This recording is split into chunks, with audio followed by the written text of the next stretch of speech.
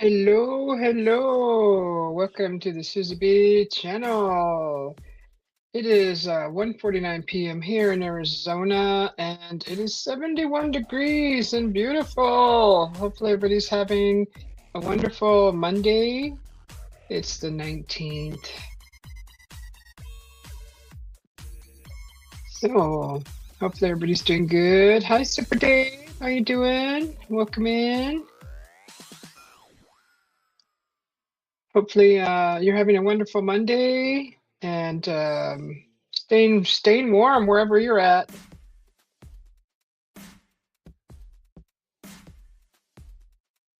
Okay, yeah. So it's midday here.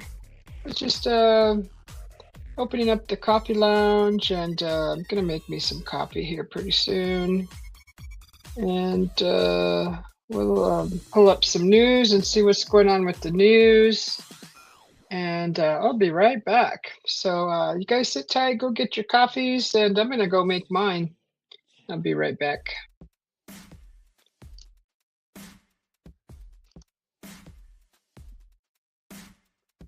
Oh, let's put some other music on. Let's see, what do we got? What do we got? We got this one's nice. There we go. All right, be right back. Let's make some coffee.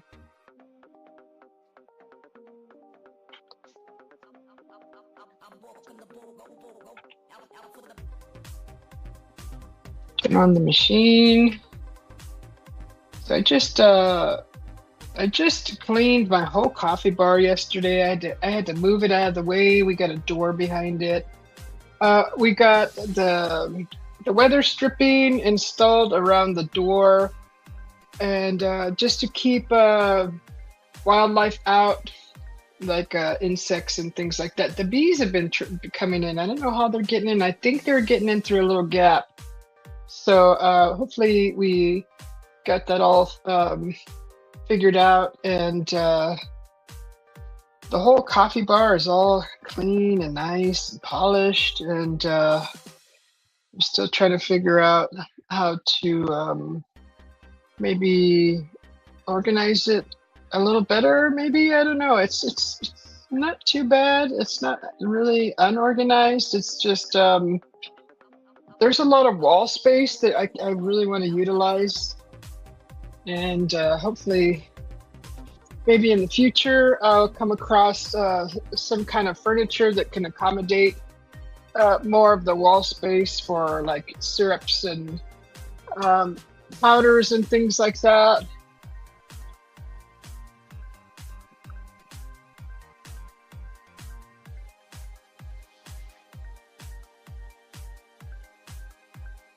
Okay, so I'm gonna make me an instant coffee. So I got some coffee grounds I want to go through, and where's my scoop? If anybody just popped in, welcome in. I'm not looking at the chat right now. I am making me some coffee. So welcome in. Hopefully you're having a wonderful Monday. Let's see. I'm gonna do 1.5 little scoops. This is a teaspoon of coffee, so I'm gonna do 1.5 teaspoons of instant coffee. And I'm gonna mix it with some honey. I'm gonna get it all whipped up here. That should be enough.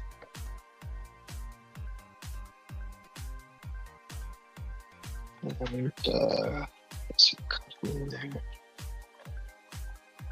Let's see.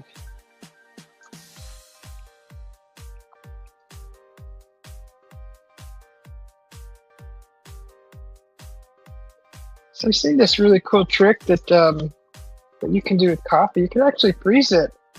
Once you get it all whipped up, you can throw it in the freezer and pull it out, and you can scoop it out like ice cream.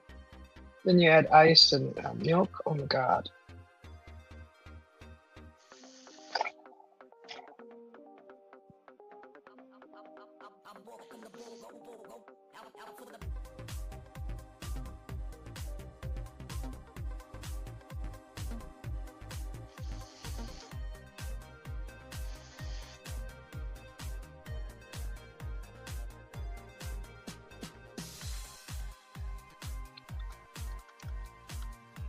Okay, some nice frothy, layer on top of that. Really nice. So I think this is like an instant hazelnut, maybe coffee. It's really nice. I'm gonna add some Baileys to it.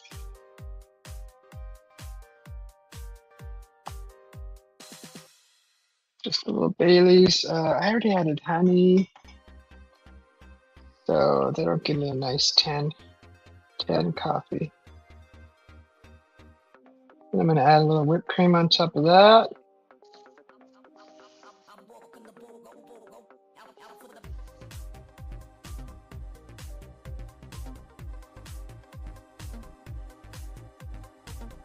So what's going on in the news lately? There's been so many things going on. Seems like ISIS snatching up our Native American brothers.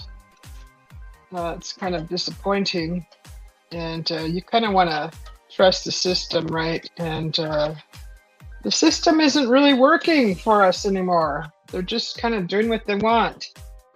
Even to the point where my own hubby is afraid for me to go out.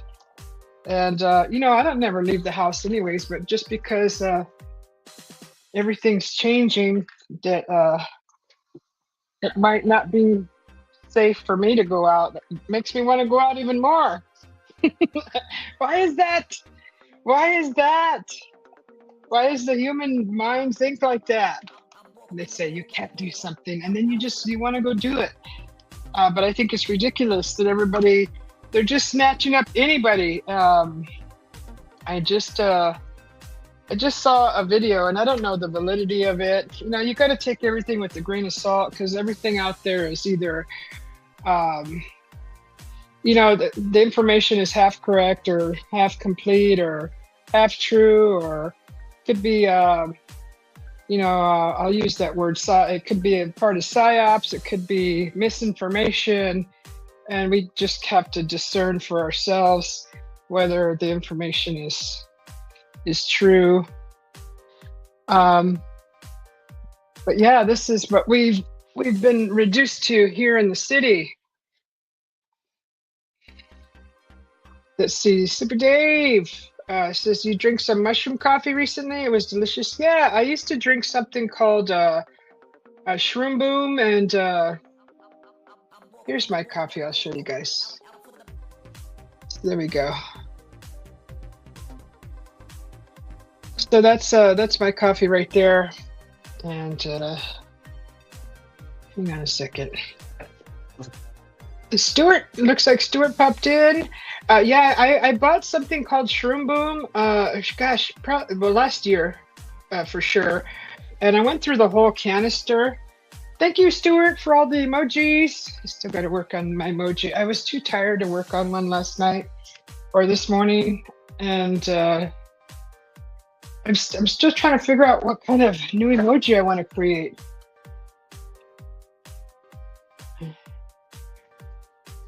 Or you know what I could do? I'm looking at a refrigerator magnet on my refrigerator of the symbol Native American symbol that looks like a maze.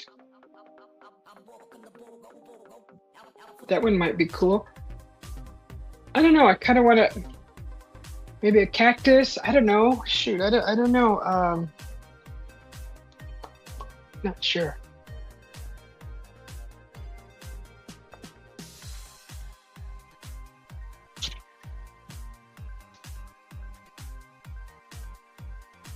Okay, I got my coffee. So I made just a regular coffee with Baileys, Stuart. And so that mushroom coffee, back to the mushroom coffee, I bought a little tub of it, and it's called Shroom Boom. She was like, I don't know, it's probably almost $30 or something. It's really expensive. It was pure powder, lion's mane, all that good stuff, the different variety of mushrooms in there. Good for the brain health and all that. Honestly, I didn't feel anything. I didn't feel any different. I didn't feel healthier. I didn't feel more clarity. I didn't feel. I mean, it's non. It doesn't have any caffeine, right? And it's got a bunch of good stuff for you in your brain. And but honestly, I didn't feel noticeably better, or it was benefiting my body. So I went ahead and finished it, and then I just never ordered it again. No, we need real coffee, Susie. I know. I'm trying to use the rest of the instant. We've been having problems with our coffee maker, so I'm using all the instant just so I don't have to mess with all that. Because I was trying to stay away from the pods, the coffee pods, and then I don't know. It was getting clogged, and the coffee maker would shut off. Any kind of malfunction happening at the point where the coffee drips through, the water drips through the coffee. I guess if it clogs, it just shuts off the whole machine to prevent probably making a big mess or spilling or whatever. So I was using like one of those portable little coffee ground holder, and you stick it. It fits right into a K-cup, and that was clogging the machine for some reason. Maybe I was putting too much coffee. We were trying to figure out what we were doing that was agitating the machine. So that may have been it. But yeah, for now, I'm making a instant.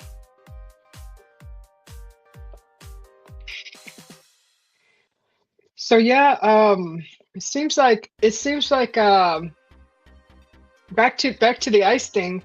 I found a video in regards to them, and one video was specifically talking about someone who had been recruited through them, and didn't really like what they were seeing. No, it was actually a person that was captured or detained, and they said there was a whole section for U.S. citizens that they were detaining, and then a whole section for people who were not registered or with papers. And the people that were U.S. citizens, they were actually trying to either pay them off or tell them if they knew someone without papers that they would get them their papers swiftly. So basically, and if they didn't, they would actually offer them some money to be informants, to tell them, if they know where immigrants are at, they would pay them money. So I'm like, what the heck is going on? And like I said, guys, this is all this information is all on the internet.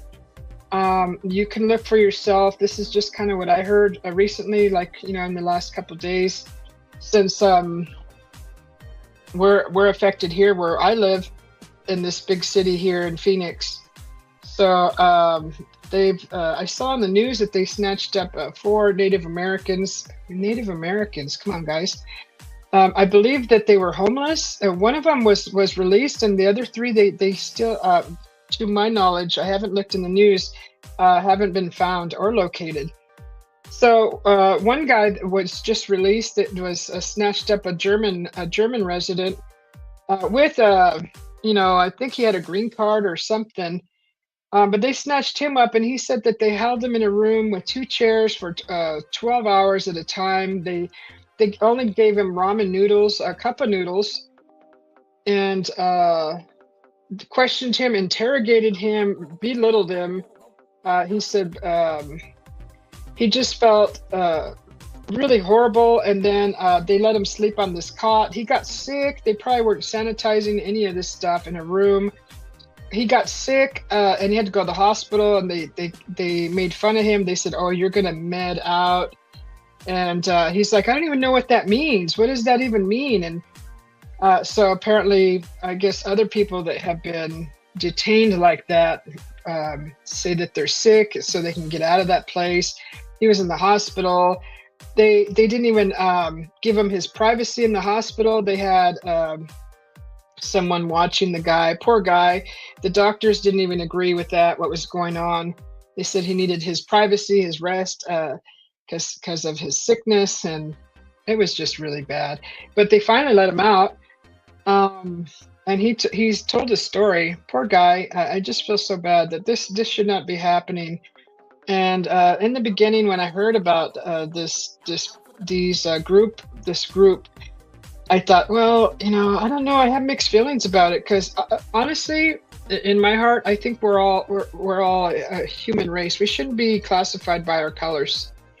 I don't think that that's right. I think they should go about it in another way to make things work. And classifying us by color, like crayons, I think is really bad. So you want to pop up, Stuart? Yeah, I'll put the link in here. Here, let me put it in there. Let's see. Here we go. So yeah, that's kind of like what I've been listening to lately. And once I watched one video about that, like of course my whole YouTube got flooded with all kinds of stuff about it on that subject. And I feel really bad for the Native Americans because they're really pissed off. They're really pissed off. They're like, we were here way before you guys, and then you guys are the colonizers. It's all about all that. And it just breaks my heart to see all this stuff happening like that. So just gonna push this camera a little back. It just breaks my heart because it's just not right. So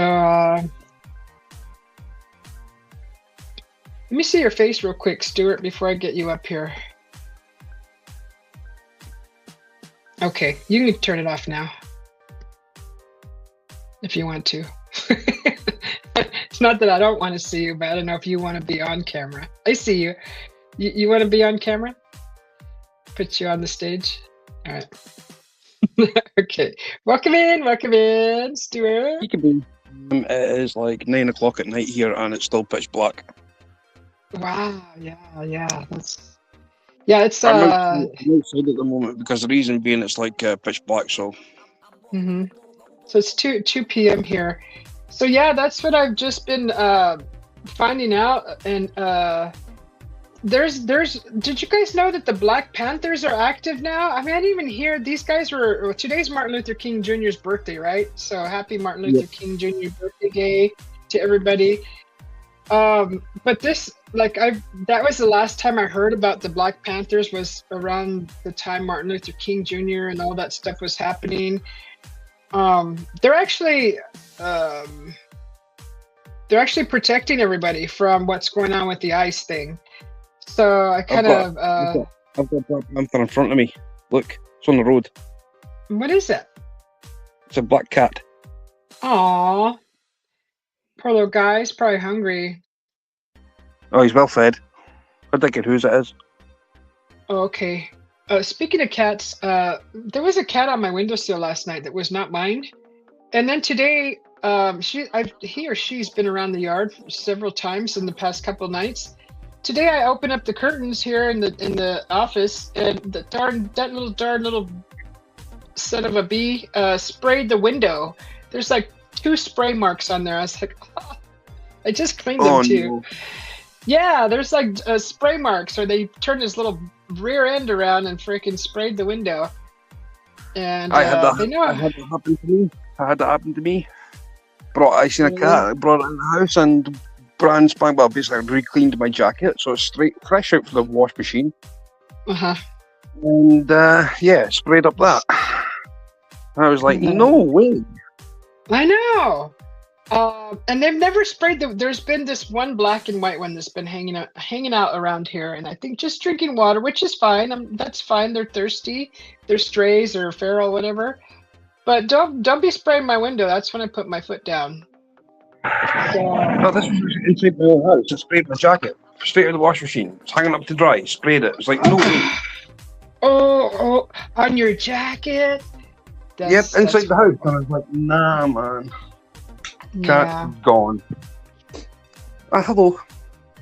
Yeah, that's bad. I don't like that because they even sprayed my cat's house. He has a little house with a warming bed, a bed mat, and they go and spray the side of his house. I'm like, that's oh, I just watched that too, like last week, and dried it in the sun.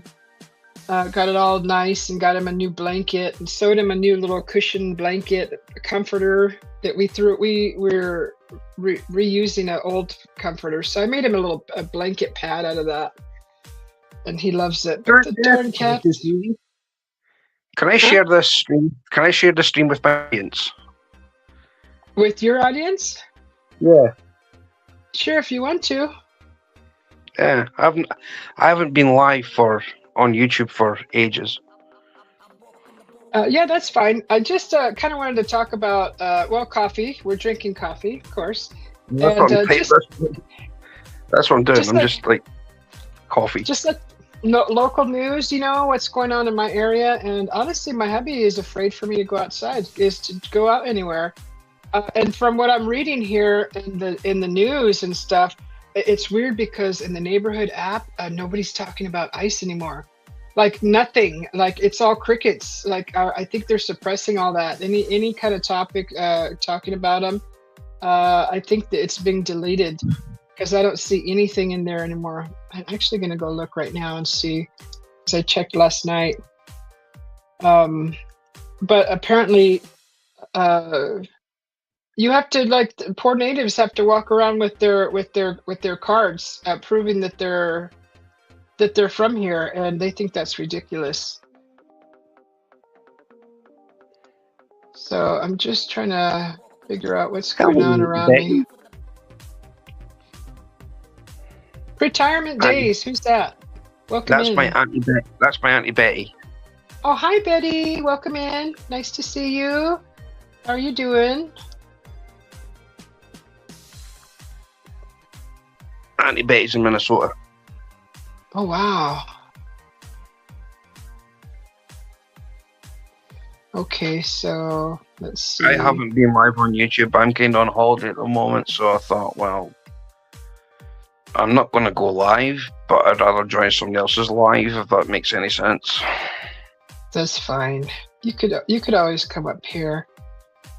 Yeah. So oh, okay. Here we go.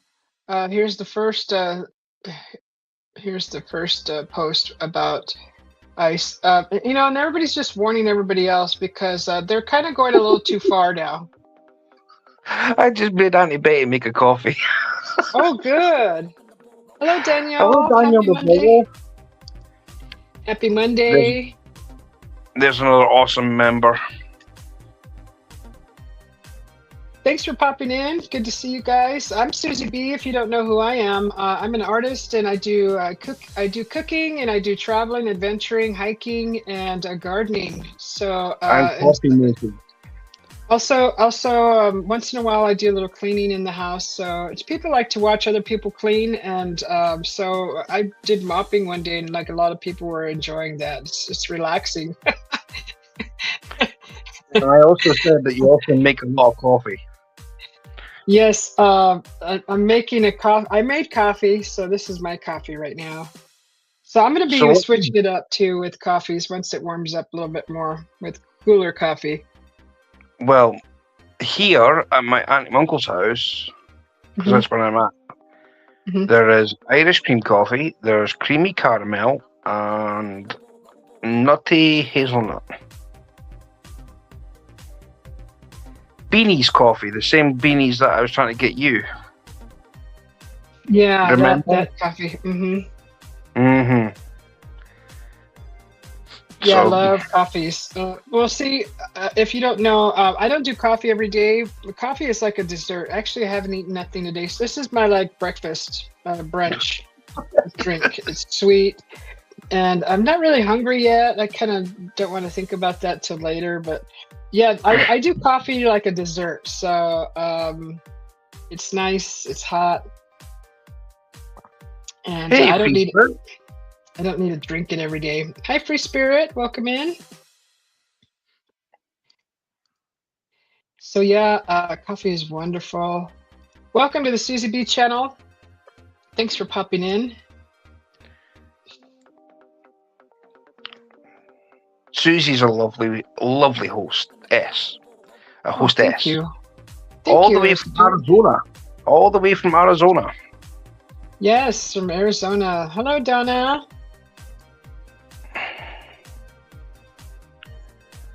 Hi, Donna, sweetheart. Donna's also one of my members. Awesome. How's Donna doing? Nice to see you. So yeah, I'm just kind of a little worried about these people. Everybody's calling them the Gestapo, and it worries me because like these guys are supposed to be, they're supposed to be going after the criminals and the people doing bad things. They're just snatching up anybody now, and like it doesn't matter what color skin you are. They're snatching up anybody. So that's not right. It's just not right. That's where I kind of like. That's happening here too, to be honest. I mean, people, right? And I know there's like two different sides of the pond, but I mean, across here, it's like, if you've done a crime, they will pin it on somebody else. They won't go and catch the actual criminal. They'll pin it on somebody else. What? It's crazy.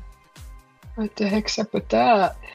See, so I've just come to a realization that anything in the system that seems like a bowl of spaghetti, there's something going on wrong. Either there's embezzling, there's laundering, there's trafficking going on, or there's something greed. So that's how I'm gonna categorize what's happening in the world. Anything in any state, country, city that doesn't seem like it's running properly, that's what's happening in the background. That's just how I'm categorizing it now, because there's no proof, but it makes sense to me in my mind. So that's just how I'm thinking now.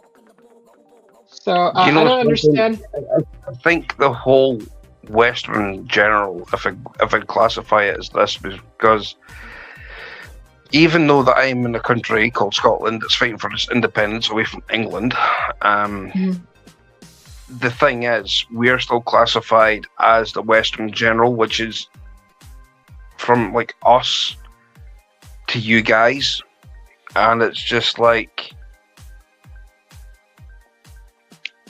something's going on, and I don't know if it's a DT thing.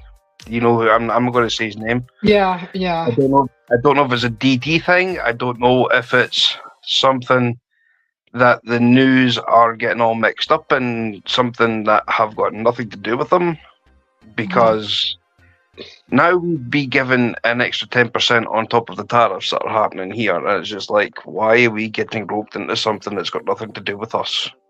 Right. Hi, Gypsy Tarot. Welcome in. How are you doing? Good to see you. Hello, Teresa. I feel the same. Like the tariffs, they were made to sound like they were such a good thing, right? To help the people, but actually we're paying for the tariffs. What's going on with that is what my hubby tells me, because I don't look into all that stuff. And I just kind of sit here and try to mind my business, but this is actually, there's a lot of things going on. It's killing us across here, and this is what I don't like, is because it's now having us roped into something that's got nothing to do with us. Right. I don't like it.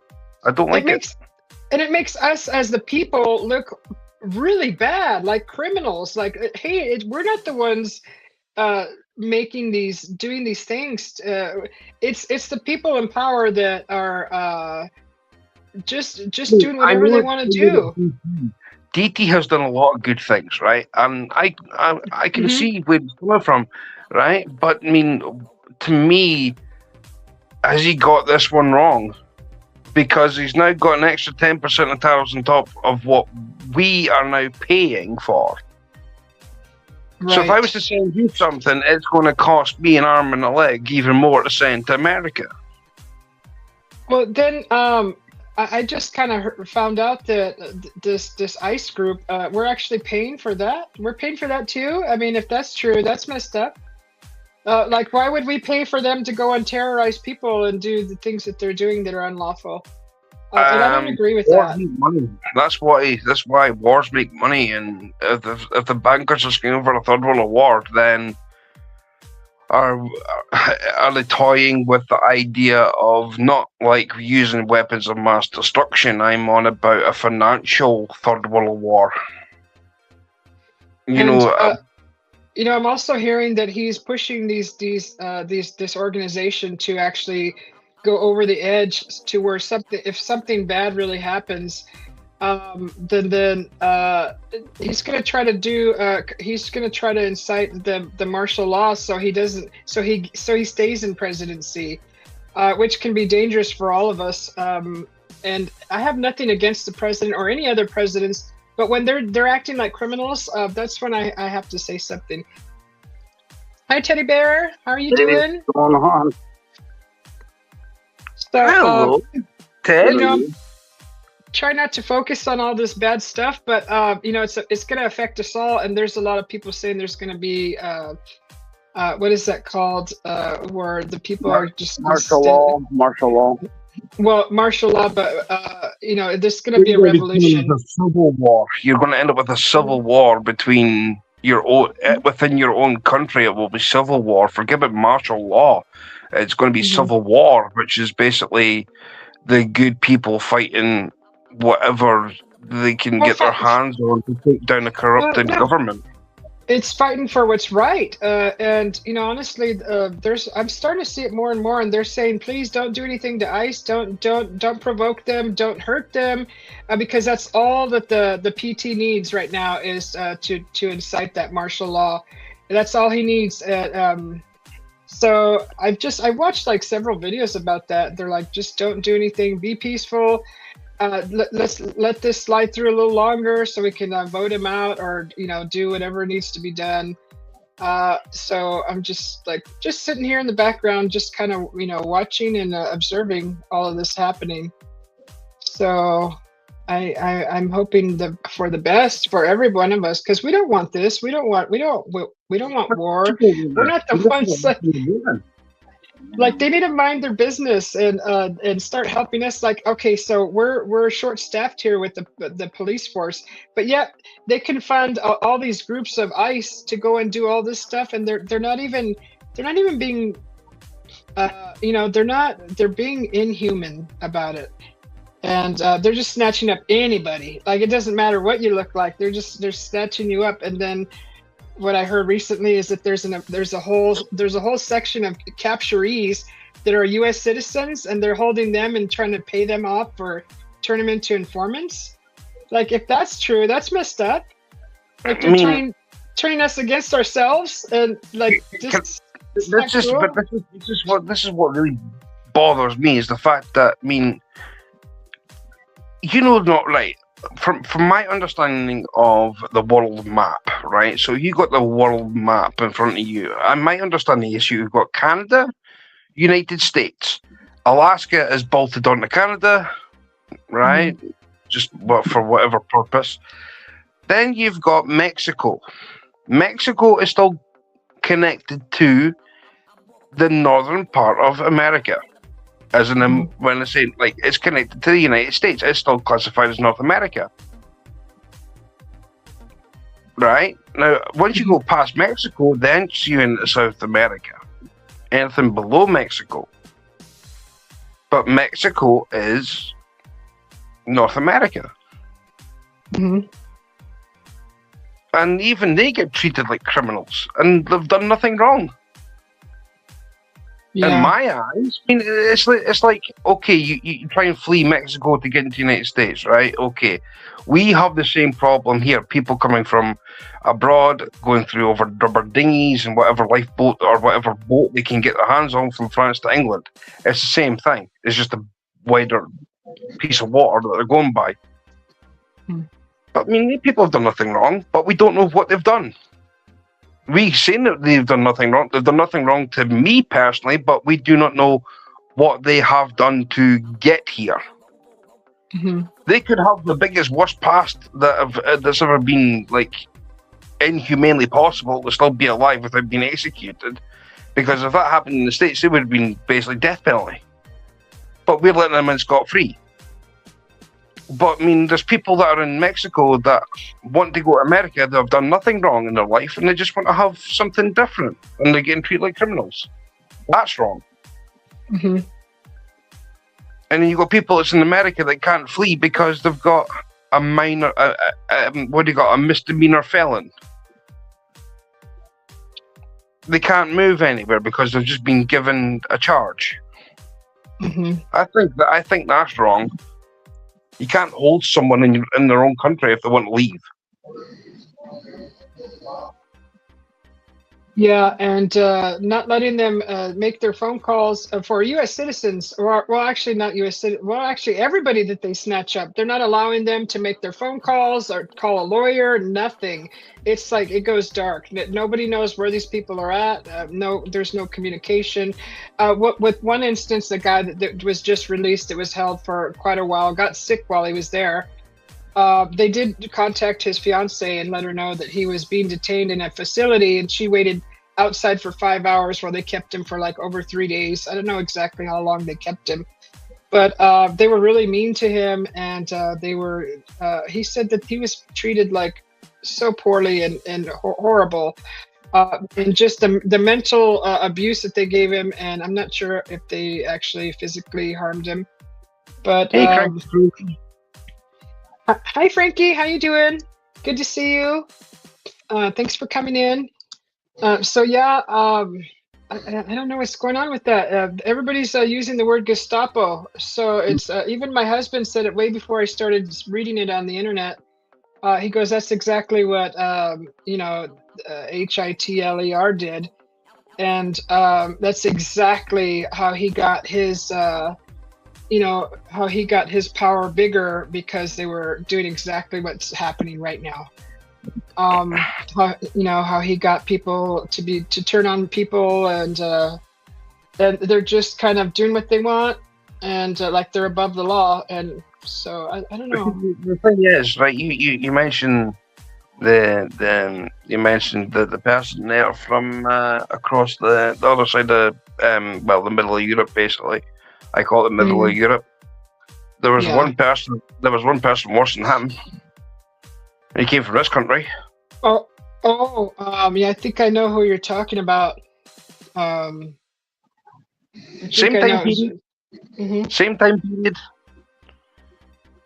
And there's still people on here saying that that all of this is delusional. It's in our heads about ICE, what they're doing. And just still let them do their job. And I don't understand. Do they not like read other news, or do they not see what's going on, everywhere else? They're just like staying local to the local news. Because I don't get those people. They're just one way. See, when it comes to the news, right? There's two ways of looking at it. You either listen to what the person's speaking about, right? So you got a news presenter on the screen giving you this information. Do you believe what's coming from her mouth, right? Or do you flip the coin and just say, well, everything that she's just said to you is a complete, utter lie, and the opposite is true? You know what I mean? You flip the whole thing on its head. So, I mean, if you're looking at something, there's two ways to believe this. What has been fed to you by a news presenter on the news, or do you flip the whole narrative on its head and just say, well, the opposite's true? Because it's the only two ways to look at the news now, because it's not the same as it was when it first came out. No. And like they only like portray one side, or the side that they're told to tell. These outlets that I'm watching recently is not like, these are actual people like you and I, doing their homework and telling the people what's going on, from actual people that are there experiencing it, that are filming it, people that have been captured, from those people, and not the news isn't doing any of that, not that I've seen. And I try not to watch a lot of it, but there's two things that I've noticed, right? Remember when that idiot from Ukraine went across to the White House? Yeah. I still say to this day, there is no war with Ukraine or Russia. I got a photo on my phone of that Zelensky, because that's what he is, he's snake, right? Mm-hmm. That's Slytherin snake. He's got at least 20 to 30 devices on tripods with a green screen behind him. Well, he's an actor. That's what he does for a living. Exactly. So he's got all this. He's well equipped. If there is such a war between Russia and Ukraine, it's got nothing to do with us. We leave them to it. Yeah. We leave them to it. You don't get involved in that. You know what I mean? This has got nothing to do with what's happening on our doorstep. I would rather have local news, which is happening in my immediate area, and seeing that there's been, well, the police have been out and there's been 5 robberies and we've caught every single criminal and everything was put back and they have been charged with stealing. They've been arrested. They've been thrown in jail for at least 2 years and apprehended and then done. You know what I mean? So that's local news. That's local news. Yeah. I would rather go back to local news. I don't need to know what's happening elsewhere because, one, it might not affect me directly, but the whole tariff situation is now affecting me for trying to send things across the pond. Yeah, and I'm the same way. That's affecting me big time. Yeah, I try to keep I try to keep my whatever I'm learning to locally, because all the stuff that's going on around the world, as soon as I hear about it, I'm like, why are we over there? What are we doing? Are we plundering resources like a video game? You know, and I don't remember signing something saying it's okay to go over there for whatever resources they're going for, or stealing relics, or who knows what the heck. I didn't sign up for that. I didn't give permission. Like, don't you think that should be something that the people should agree to? Who's making all these? Why are they making decisions without asking the people what they want? Like, never. Right?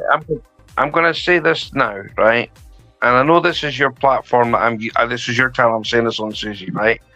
But there's 2 things that I've got to say to this. One, 2003, right? Mm-hmm. If I'm going back a bit here. So 2003. George W. Bush, right? Mr. Bush. In the bush. He went to the bush, right? He should be burned in the bush just because of his last name, right? But I mean that's my opinion. That's how I feel about it, right? So he started this whole thing with Iraq and Afghanistan. What did Tony Blair do? Who was the Prime Minister of the United Kingdom? He said, but I'll tell you what, I'll join you, George Bush. He should have been charged for wars against humanity, crimes against humanity. He should have been charged for that. Nothing's ever happened. Both of them should be hung at The Hague, for as far as I'm concerned, for crimes against humanity that they've done. Nothing's ever came of it. And then roll on to 2014, 15, was it 2015, 14, 15? Somewhere about there. David Cameron, another Prime Minister for the United Kingdom. Oh, we're going to go to war with Syria. Where was our 2 votes for that to happen? Nowhere to be seen. I didn't vote for it. I was dead against it. I was dead against it. Exactly. Like, why are they doing this? Like, look at they've been spraying our skies for the past 3 days. I don't remember giving them permission to do experimental geoengineering out in the sky. Like, does that affect us? Our health? Like, chemtrails are killing us, and people need to wake up to them. Well, that was already over 5 years ago when it started, probably longer, and people spoke out, but nothing gets done. Like, it's because if you don't have enough, the amount of money backing your voice, you're silenced. So this is just how it is, and we all notice. We're all noticing this, but that's okay, because the more people who are noticing all this, the more fed up we get, and it's whatever's going to happen naturally is going to happen. That's all I got to say. So, eventually, when someone keeps poking you, don't poke the bear. They keep poking. What's going to happen? What's going to happen when they keep poking us like poking the bear? I've said it across here, right? If you've ever heard of the phrase called there's two phrases across here, right? The number one phrase is that if you whack a bee, right, there is going to be one more bee that's going to follow you, and by the time that you've already killed that bee, a swarm is coming. That swarm is coming. Yeah, and it's right. And then we got a thing across here. I think it's the same across in the States. You've got a partition site called 38 degrees. Well, that is the angle of a snowflake. Now, if you have one snowflake and you takes just one snowflake after a bunch of snowflakes on a mountain, it just takes one snowflake to make an avalanche. So it doesn't matter if it's been snowing for months and months. It just takes one snowflake to make an avalanche. It's going to happen. It's getting more. It's coming. I'm pushing the people, and I'm not one of those that are just going to be like go out and be a big speaker for all these people. So if whoever's listening looking for those people, I'm not one of those. I'm just noticing what the heck's going on. That's all.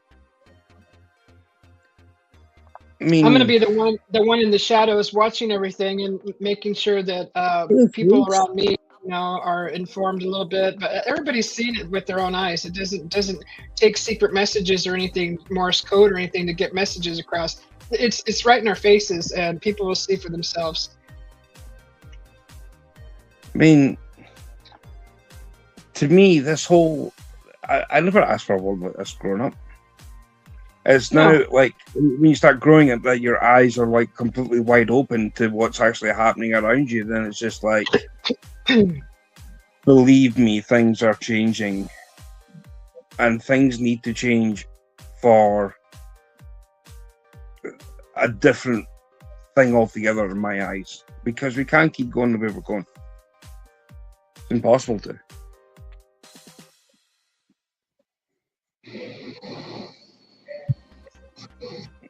I mean, it is just impossible to keep going the way we're going.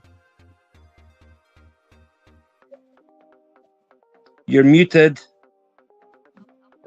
Welcome in, Face the Ace. Oh my God, everybody, it's Face the Ace. Sorry. I had to spit, so I had to go mute. I didn't want you to hear that.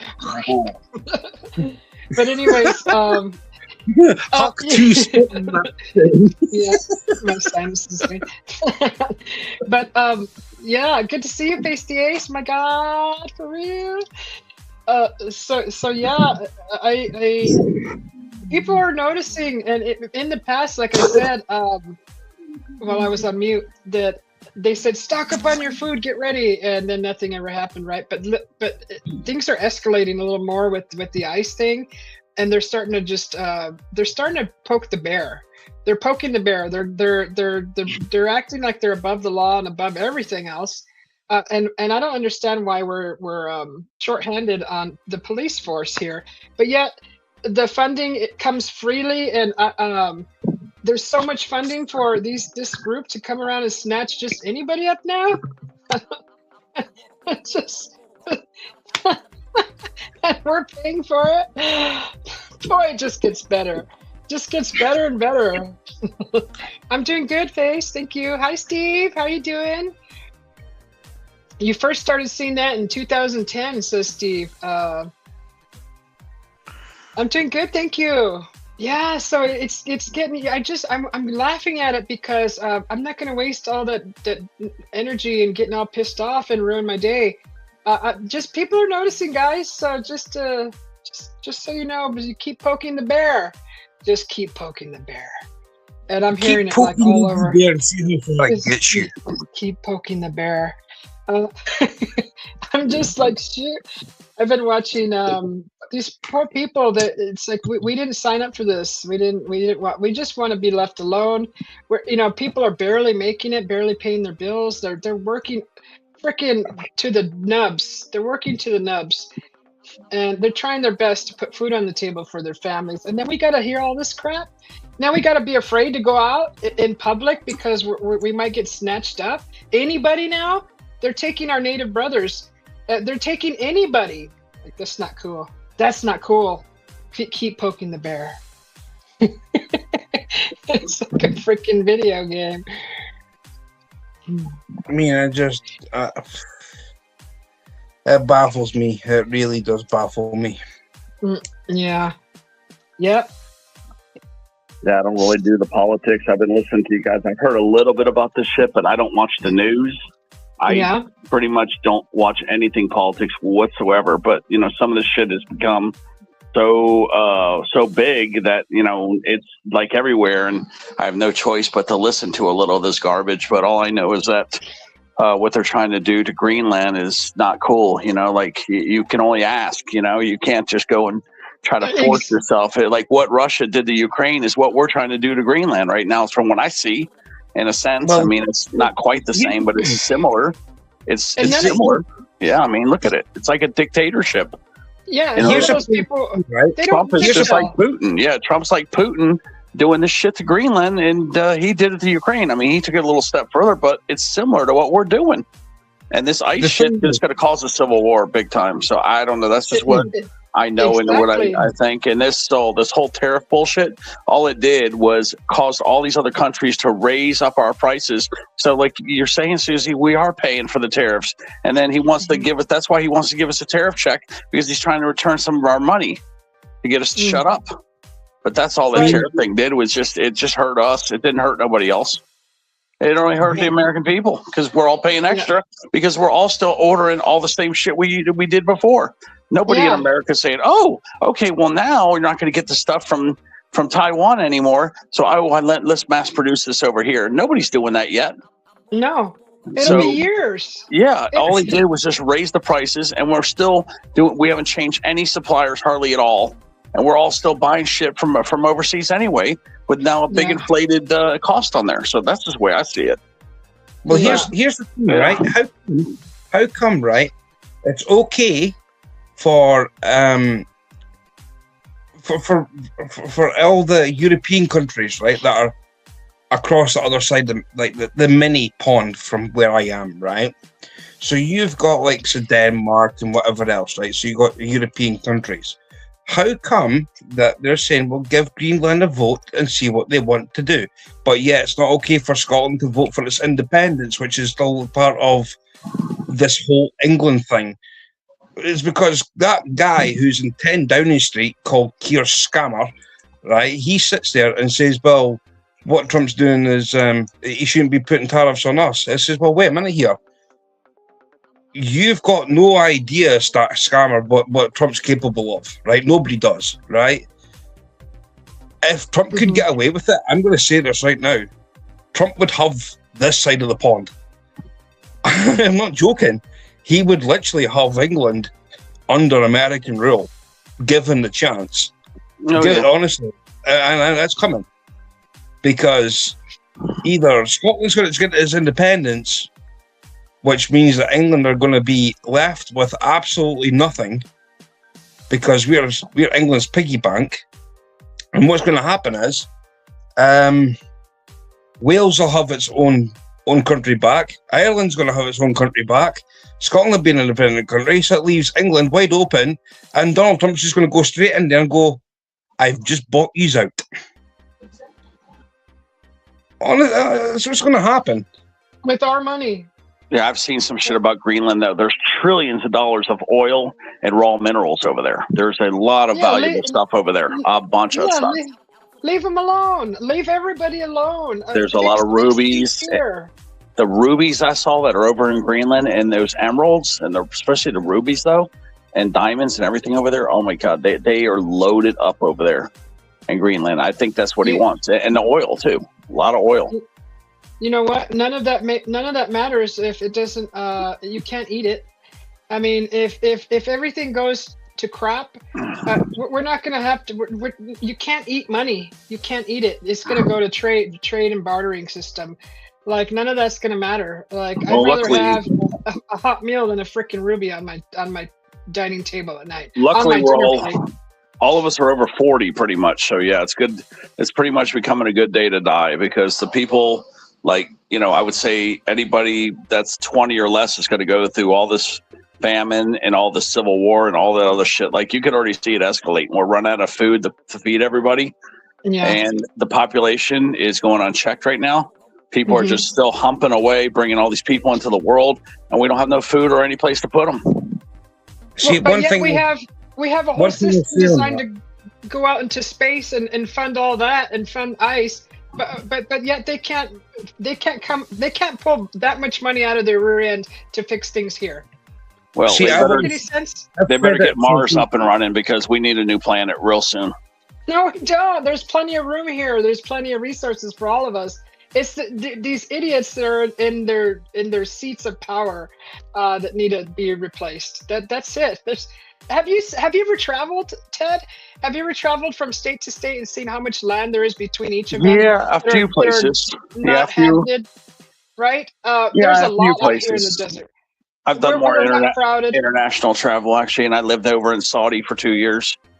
Well, there's plenty of room on this planet for way more people. It's just who's running it is destroying it. They're not asking us about any decisions that they're making. They're not giving it to the people, the decisions. They're not letting us decide. They're deciding. Yeah, I just see it. We don't have enough farmers. I'm seeing a shortage on food. And see, I'm in South Florida. I'm down here in Fort Lauderdale, and this is a big market. And every time I go to go get food, even at Walmart, the food's wiped out. Like you could see, I can kind of see the shortage on food and the price of beef. Oh yeah. I'm telling you, there's a problem. Like this in this little community right here, they're having, in Fort Lauderdale area, they're having problem with some food. Like there's a lot of limitations now. So I've seen a big change in the last 5 years, where I've seen a big dip in food here, where there's not enough food to feed people. Is it produce and meat? When you said it's meat? Yeah, it's particularly meat and veggies is what I've noticed. It's particularly meat and veggies. Fresh meat, fresh veggies. That there seems to be a problem. See, and they can grow it right there in Florida. I don't see anything wrong with that. Yeah, that's what I'm saying, is that I'm seeing a big problem here. I'm seeing shortages. And I don't know what's going on with the cows, because there's shortages on beef, and the price is crazy. I think you might want to start checking your beef and make sure you don't see jockey strap marks on there, because you might be eating a horse. Well, yeah, seriously. Listen to me, right? Yeah, check your beef for strap marks before you eat it. Well, there was a horse scandal across here through a company called Findus. They were using horse meat as in their lasagnas and other products that they were using. They were actually using horse meat. So yeah, you're probably spot on there with a few things. But here's the thing with us across here: farmers here have kicked up that much of a fuss of. Well, just what's happened to France is the same thing as here. They think that having imported meat is better for you because it's cheaper and whatever else, when it's worse because we don't know where it's coming from. The UK as a whole produces more milk, right? If we're going to go down the dairy route here, the UK produces so much milk that it doesn't know what to do with it anymore. And it is so scary that the fact that they sit there and say, oh, but what do we do with it? They pour it down a drain, right? At their farm, they go pour it down a drain without even seeing a ball. It's so much wastage, it's unreal. Now, that I know that milk has probably got a lifespan of a week, right? Yeah. Surely they could do with something. They could either give it out free of charge, right? Because they're giving it, honestly, they're supplying that much. Now, you try to tell me they're now going to come up with a thing where they're going to try and tell a cow, you cannot produce no more milk. I don't think so. Cows need to be milked, because if they don't, their udders can't release it. Mm-hmm. So then you have a wasted product then. So milking definitely got to be milked. We we could all just switch to breast milk, though, if we really had to. Gross. we're not 2 and 3 years old anymore. There, Teddy. That joke for Susie. Yeah. Gross. Susie, you like that joke? Of course, Teddy's going to say something like that. Tell your husband what I said. Yeah, tell the hubby what I said. He's probably listening. But yeah, no. Milk. I mean, milk. Okay, yeah. A lot of people drink milk, and I get it. But you know what? When times are rough, there's powdered milk, right? And I'm sure there's lots of that. You're right. And you just add water to that. We grew up on powdered milk. We weren't rich or anything, so I know how to survive off the staples. But does everybody else? they're comfortable. I mean, I could live off the land if I needed to be. Right? I could really do that. I can resort to that. I just grow my own stuff. I don't, I just I grow my own. I've grown my own potatoes, so I'll never be short of potatoes. I can grow carrots. I can grow vegetables, right? I can grow fruit. Yeah. But the only thing is, when you plant a fruit tree, you've got to give that tree time to mature to then grow fruit on it, to get fruit from it. Right. It's not like what do you call it? It's not an instantaneous thing, which people have got no patience for. Mm-hmm. This world that we are now living in is beyond the beyond patience. Well, they want us to. I'm sorry. Go ahead. You need to have patience for things to grow. Sure. This is why I don't know if any of you have watched Clarkson's Farm. I mean, even he said it. Look, why not buy from your local farmer? He says, go back to basics. Buy straight from your source. Forget about a supermarket and come straight to us that we feed you. Farmers feed us, and without farmers, this whole world is duffed. And I totally like the village system because every village has its own gardens. They had their own the cattle, and then you go to the next village, and they set up the same thing. But you have a big city like this, we're all dependent on everything being imported, and that's where we go wrong. That's where everything starts messing up, is because we're dependent on everybody else growing our stuff for us. Especially here, where I'm at, where we can grow almost all year round. And little things that grow within weeks, and in less than a month, you have a full harvest of something like microgreens and lettuces and radishes and things like that, beans. All that stuff grows a lot quicker and in cooler weather, especially right now here. But like wherever you're at, just do your research and figure out what grows fastest there, and then just minus that off your grocery list. It's one less thing you got to buy. And just keep doing that until, some people don't have a place to grow, but you can grow right off your balcony in a planter. You could grow a few things, tomatoes, peppers, little onions, herbs. And that's one less thing you have to buy, or a few less things you have to buy from the store that helps you save a little bit. And seeds are cheap, and then those give you seeds even more for the next harvest. It's constantly giving you more seeds. So I don't get it. It's not that hard. It's not that hard. Everybody's just too busy doing so many other things that they're not thinking about the simpler things that helps with their budget and things like that. I don't know. I don't have it all figured out, but I have a few things figured out. If you notice all this escalation and all these conflicts and stuff, what do you see? What I'm seeing here is kind of a Dwight D. Eisenhower setup right now, because Trump knows that he can't get elected again. But if you had all these little wars going on and all these big problems, then you could just get reelected the way Dwight D. Eisenhower did. Remember how he was elected to 3 or 4 terms because of the war? Remember the war? He was elected to a 4th term, and he died on the start of the 4th term, I believe.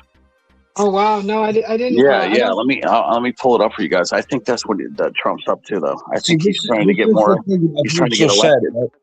As I've said this to a few people on my channel, especially when I do members only, if I'm going to start talking about this, mean, one person I speak to who has just been in chat, retirement days, comfort food and more. I speak to her on a daily basis, and I've said to her, I says, theoretically, Trump can do what he wants, and if he deems that he wants to go for a third term to see that he will be the last remaining president of the United States, he's doing something about it, because nobody else is going to be. They're going to challenge him because you'll just squash them. Welcome back, Face. Yeah, it was Franklin D. Eisenhower. I'm sorry, it was FDR. I don't know what I was saying. I was looking some Eisenhower stuff up about this alien thing, and that's why I had him in there. But it's FDR. FDR. Who's FDR again? Yeah, he was Franklin Delano. He was the one that was in World War II.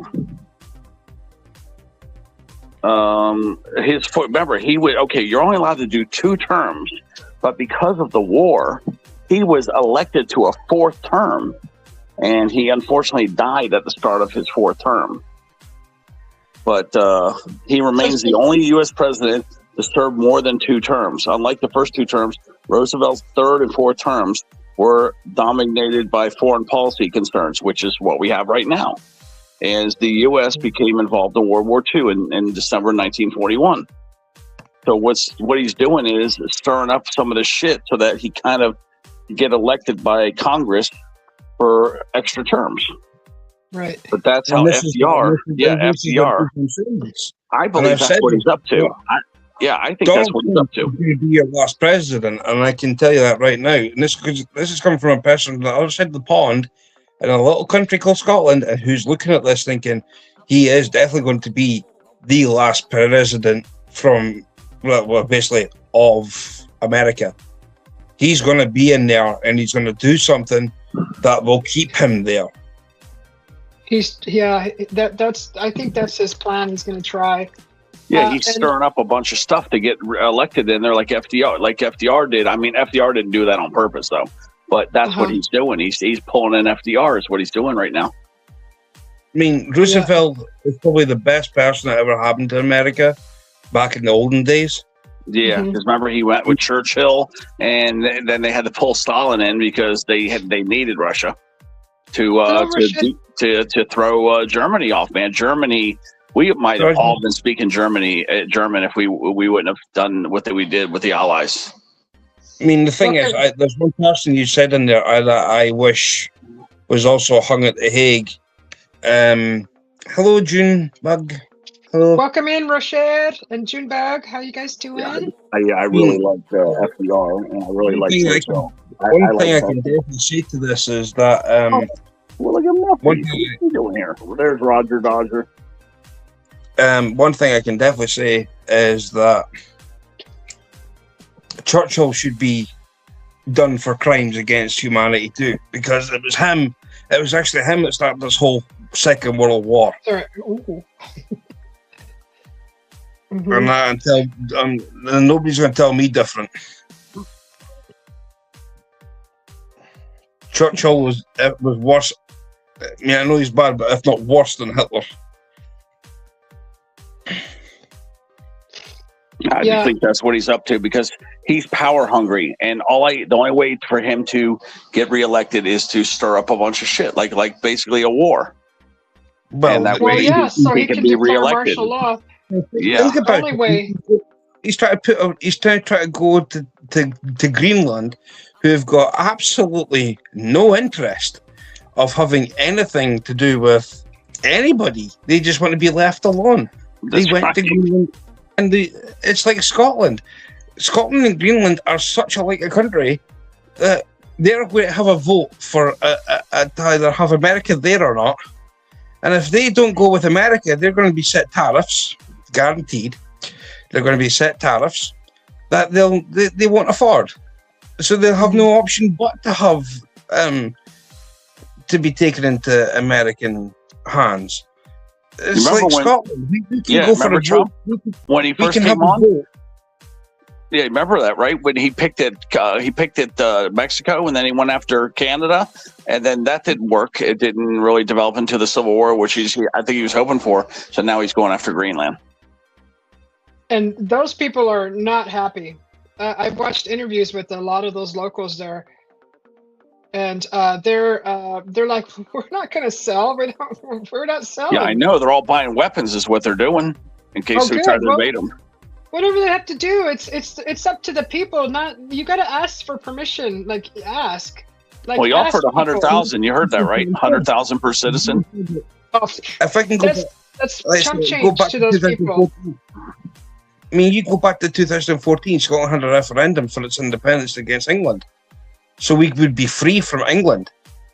We got told that's only a once in a generation thing. Wrong. It doesn't say that in the stipulation of when the referendum, what do you call it? A treaty was signed by 4 people to say it's only once. It did not say once in a lifetime generation.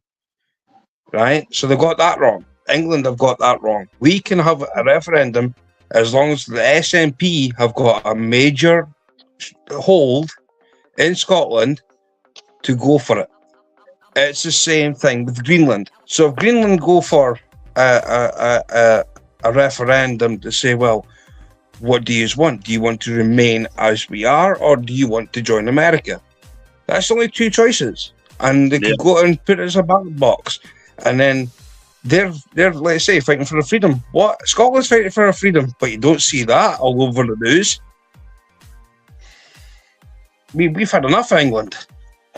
See what I see happening. I love the English, by the way. I love the English. I don't have a problem with England. I've got a problem with Westminster, which is in England. I'll make that clear. England is a beautiful country. It's just that it's getting run by idiots that think exactly. The people are beautiful everywhere. All people are beautiful. But then you got these idiots running wherever they're at, or they're doing whatever they want to do. They're not asking the people, "What do you feel about this? How would you like it? How let's figure something out." No, they're just making decisions without asking anybody what they want. And I think what it boils down to is we all want the same thing. We all want to be treated equally, fairly, be paid fairly, and all of that. And there's one thing for sure. There's one thing for sure, and I swear this down. And this goes for even people from across, for your side of the pond, Susie, right? Like same with you, Ted, because you both used across the other side of the pond from me. I'm going to say this from this side of the pond. Nigel Farage would be the biggest problem, worse than Trump. I'm telling you right now, Nigel Farage would be the worst thing to ever happen to be a prime minister. The worst thing. We need equality. We need a better quality of life. That's all I think we all strive for, and that should be the ultimate answer of how to take care of the people, is give them a better quality of life, and that should fix everything. But no, I don't know who Nigel is. So, Nigel, you knock your crap off. Whoever you are. Nigel Farage used to be a member of the European Union. Since they say that the United Kingdom has left Europe, what's happened is that Nigel has decided, well, he's going to start his own party, and he's called it the Reform Party, which is basically, if you're an immigrant, you're getting taken out the game. You're getting sent back to where you came from, no questions asked, right? And he wants Scotland to basically bow down to him, the whole of Scotland to bow down to him, to think that he's the next king, even though Charles is still alive. That's the last thing we need. We don't need any more clubs. Stop making your own clubs up. Stop it. It's one big club. It's the people on this planet. That's it. I don't get all these stupid little clubs. So stupid. I mean, we're going to start a party up. Okay, what's your party going to be? mean, I could start a party. I could just say, well, let's have I could call us the fisherman's party, a party for fishermen. Vote for fishing, and be okay. You know what I mean? Sure, if it helps the quality of life, I mean that makes sense. That's what fishing does. It's an antidepressant. You go number one rule from certainly a doctor. But actually, doctors across here have actually done that. They've actually given out prescriptions for people who are depressed to go fishing. So yeah, I would neat. Definitely. Well, because it's calming, soothing, relaxing. It's a form of Zen, like gardening or building something. Like let us have fun. Let us. We're all good at something, whether you don't think so or not. You are good at something, whether making someone laugh, being there for someone, listening to someone, or you're good with your hands, or heck, even if you can skip a rock across the pond, that's something also. It's something that someone enjoys. But no. But this is what I'm gonna start a world party, right? I'm gonna start a world party. I'm gonna call it the World Fishing Party. Okay. Do you vote for fishing, for world peace? Mm-hmm. Fish for world peace. I sign myself on the dotted line first. Put me down first. Look at Roger saying Susie for president. Yeah, look at Roger saying Susie for president. Well, Susie for president, and I will be the next prime minister. Let's let everybody be the president, and give it all back to the people. The people should all be in control. I'm just seeing the big picture on this whole thing. Like I said, I see Trump trying to get an extra term, is what I'm seeing. I don't know. Everybody's saying, Teddy. Well, he's in the power, and you got to remember, he's making these moves not only to make America stronger, in a sense, but he's trying to get an extra term. Sorry, that's my toothbrush. I don't know. I kind of see it. I think he's trying to make problems so that these problems are so big that he'll tell the people, "Oh, only I can fix it." Mm-hmm. I do. I think he's trying to get extra terms. I've said everybody does. I've said that too. I mean, as much as Donald Trump has done wonders in some respects, this one I think he has got very wrong. And as a little country on this side of the pond, and I'm explaining this to everybody, for this little country to this side of the pond, honestly, having extra tariffs on us isn't fair, because it's now going to hurt me to try and, as I said, send things to you guys who might be members to my channel or I know you's a friend, and it's just like it's taking that away from me to send you things. So it's now that's what I'm saying. It's hurting me. Even the younger generation is starting to figure all this out. They're getting on YouTube and saying what's going on. Yeah. This is our future you're messing with, and they're speaking out like 13-year-olds. Smarter than most adults. Hey, Natalie. Sorry, I had to go brush my teeth. I had stuff in my teeth. Sorry. I had stuff in my teeth. Hi, Natalie. Natalia. Teresa. Welcome back. Teresa, the reason to go through this, the reason being that the Constitution is... you're saying that the Constitution should stop that. Yes, but the thing is, Donald Trump is in power, and whatever he says is going to go.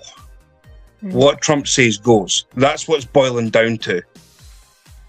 Yeah, he wants to get the war going with Greenland, and then he wants to start a civil war with the ice stuff. So you got those two big conflicts going on. Of course, people are going to elect him for another term. Mm-hmm. I believe that's what he's doing, guys. That's what I see. I see it clear as day that this is a long-run move to get him reelected in 2028. Plus, we all know what else he's avoiding, too. Because most Americans love Trump that much that they're just going to say, well, yeah, go for it. Yep. They're going to do it because we're in these conflicts. That's exactly what happened with FDR. Like, he didn't do that on purpose, though. FDR didn't. So, but yeah, look at that. He got elected to 4 terms, double. He just happened to die. during his 4th term. Drive But safe, look at that. Gypsy. Yeah, he was elected to power for 16 years. All U.S. presidents, maximum term that they can do are 2 full terms and 1 2-year term, because they always account for that. So 10 years maximum is what American presidents are supposed to be allowed to. But, you know, I think he's dead set out to get as many terms as he can get. I think if we're going to have a president, they should be for the people and do what's right for the people. So when it stops being like that, then something needs to be done. I don't care who it is. I mean, a lot of people like the guy, and I like the people who are for the people. If you're helping the people, then I like you. But if you're doing what you want, that's when I'm like, oh, it's time. Maybe it's time to make changes. Susie, you're gonna love this. Let's say right there we have who do we have? We had Trump versus the girl. What was her? Kamala Harris or the Camel Harris. So yeah, we have put a 3rd candidate like Susie, who's an independent. Okay, that's what we need here in America. We need 3 candidates. We need 3 parties. We need, the Democrat, the Republican, and also an independent party. We wouldn't have half this bullshit if we had 3 parties. We had 3 choices for president. Well, they don't allow any other parties to get in there. Well, that's the problem. We have to make changes. We have to make changes. Do you ever see the ballots? There's nobody else there. Like they in Scotland. Yeah, if you look at us in Scotland, what happens is you've got an SNP government, right, which is like for the Scottish people, right? Mm-hmm. Then you've got the Green Party, which is like try to make the whole of the whole of the UK greener, energy-wise, but they still want a Scottish independence. So I mean, that's not an independence party. That's for the people of Scotland to vote for if they wish to. Then you've got the Unionist parties, which is where they all stem from Westminster. You've got the Tory party, Labour, Lib Dem. And they're coming from England. They're getting told from their boss down the road, who are the leaders in Westminster, to say, look, you need to go to Scotland and tell people of Scotland, look, this is what the SNP are doing is very bad, and we need you to be here, because they know if Scotland goes independent, they know that Scotland will no longer be England's piggy bank. They know that England will not survive on their own, because they have demolished everything that England's ever stood for. You call the British Empire. Look what was caused for that to happen. England went into places like India and whatever else and robbed them of their resources.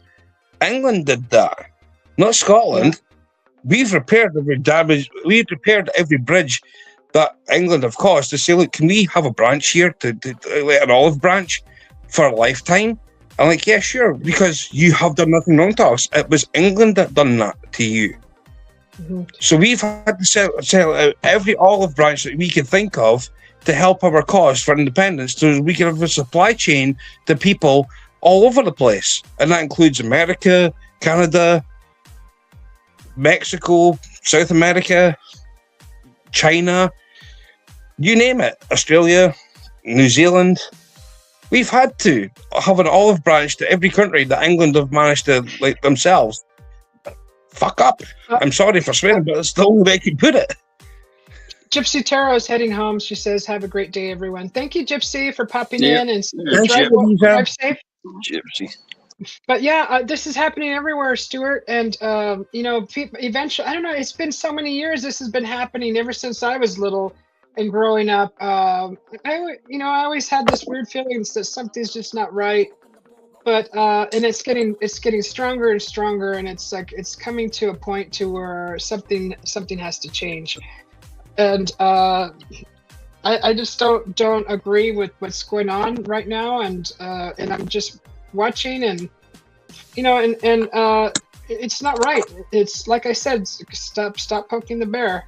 Stop poking the bear. We're all old and adults now, a lot of us, and even the children, teenagers are starting to speak out that something's just not right, and they're pointing out facts. And so it's just listen to the people. The Mechanics sung a song, right? And one of the lyrics to that song was like, every generation has blamed the one before. And I can't remember for the name of the song what it was, but that was the opening line from that song was, for every generation has blamed the one before. It is so true that every generation has blamed the one before. And now I'm seeing the generations now saying we need to make space for our future generations so they can live comfortably and have security and all of that. I'm starting to see it flip now. They're starting to think they're starting to think now, what about our future generations? And our future generations, like I said, are speaking up now. So that's the positive I see going on there, is the whole mentality of it, where people are becoming aware that they're tired. They're tired of being taken advantage of and stolen from, and everywhere, all around the world. Somebody is stealing is how do they say it? Stealing from Cain and giving to Abel, or something like that. That's just how it is, and everybody's noticing, because it's been so many years that it just keeps continuing the cycle, repeating. People are noticing. I mean, it's like robbing. You got to rob the poor to feed the rich, when we should be robbing the rich to feed the poor. Or robbing Peter to give to Paul, something like that. Yeah, that's it. Robbing Peter to pay Paul. You know what I mean?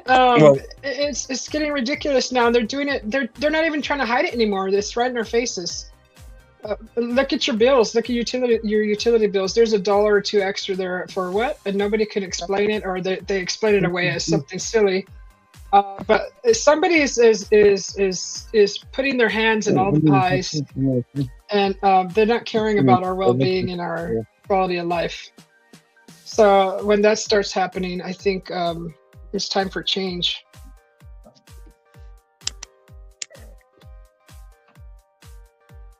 Yeah, Americans.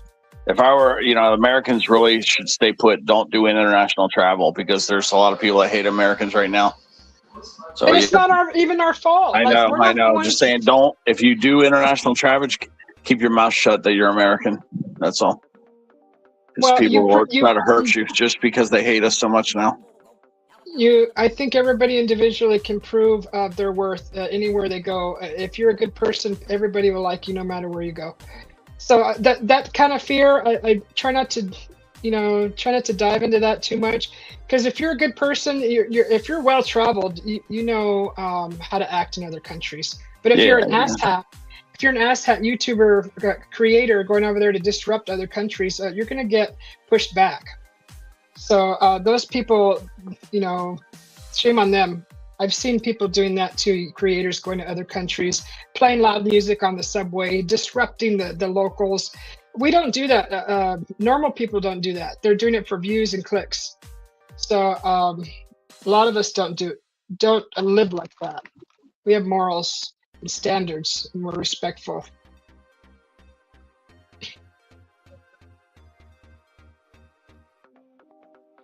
People want to be treated how you treat people how you want to be treated, and if we can all follow those kind of morals, then we can all get along fairly well and beautifully.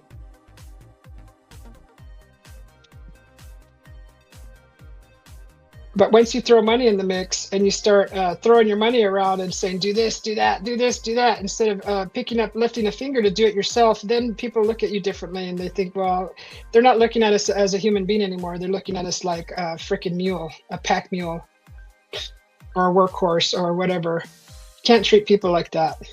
You have to appreciate everybody and treat everybody equally.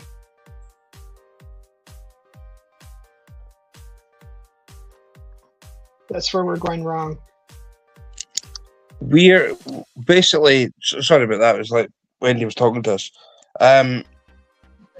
We are getting treated like a politician's puppet, because when you see people, right? You're about the people, Susie, right? Mm. What's worse, right? And I'm going to ask you a question here, because I think the human population is worse, because what we've been fed for us to vote for them in the first place just makes us out to be more idiotic people than what they are. You know what I mean? Mm-hmm. So I mean, to put it back to have the people in charge, you're going to have people who have woken up to this mess, like from the last 10 years, like myself, you, Susie, and whoever else is in the same group as you or us, right? And to sit there and say, you cannot longer do this because we have seen what you've done for the last 10 years, at least 10 years. You've got to stand up and say, no more. We've got to do this together. Yeah, right. And say, you can no longer do this because we have seen what you've done for the last 10 years and you've promised us this and that next thing. And a politician will always say this, and it doesn't matter where in the world that you are. If I'm elected, I promise, which is the biggest fairy tale lie it's known to humans, right? Honestly, I'm not joking. If I'm elected, I promise. And that's what they always start off with. If I'm elected, I promise. Like, we promise this time that you won't lie, your party won't lie, you yourself are going to be held accountable for your actions. Of course you won't do that. No. You just say it for the sake of saying it. It's almost a joke voting anymore now. From now to the future, is because we know that they don't have the best interest isn't for the people. It's about themselves and just giving them permission, or they do it anyways, just doing whatever they want. And it's not. Why do we even need that? Why do we need Democrats, Republicans? Why do we need any of that? We don't. We don't. Why? It's not doing anything good for us. All those tax dollars that we pay into, nothing's getting fixed in these big cities that I see. Nothing. Nothing gets fixed. It just becomes a bigger mess. And then when you got a bigger mess, what do? You think, it's like, but that's the whole policy of it. You can't just sit there and say, well, it's like this, when it's clearly not like that. You know what I mean? Go watch. I did a recent video where I was driving to go pick up some beets, and if you look at the roads, what they do instead of repairing the whole road, they patch it, and you see all these lines. It looks like a puzzle. Yep. It looks like puzzle pieces on the road. I should do a video for when I'm on the A90 from just the southbound of the Brecon flyover before you go into my hometown. In fact, you can go on Google Maps, right? And you will see, if you go up the A90 just before my hometown, from there to the north side of, this is on a dual carriageway, by the way, right? Both sides of the road, you will see nothing but, the road's made out of concrete, right? First and foremost.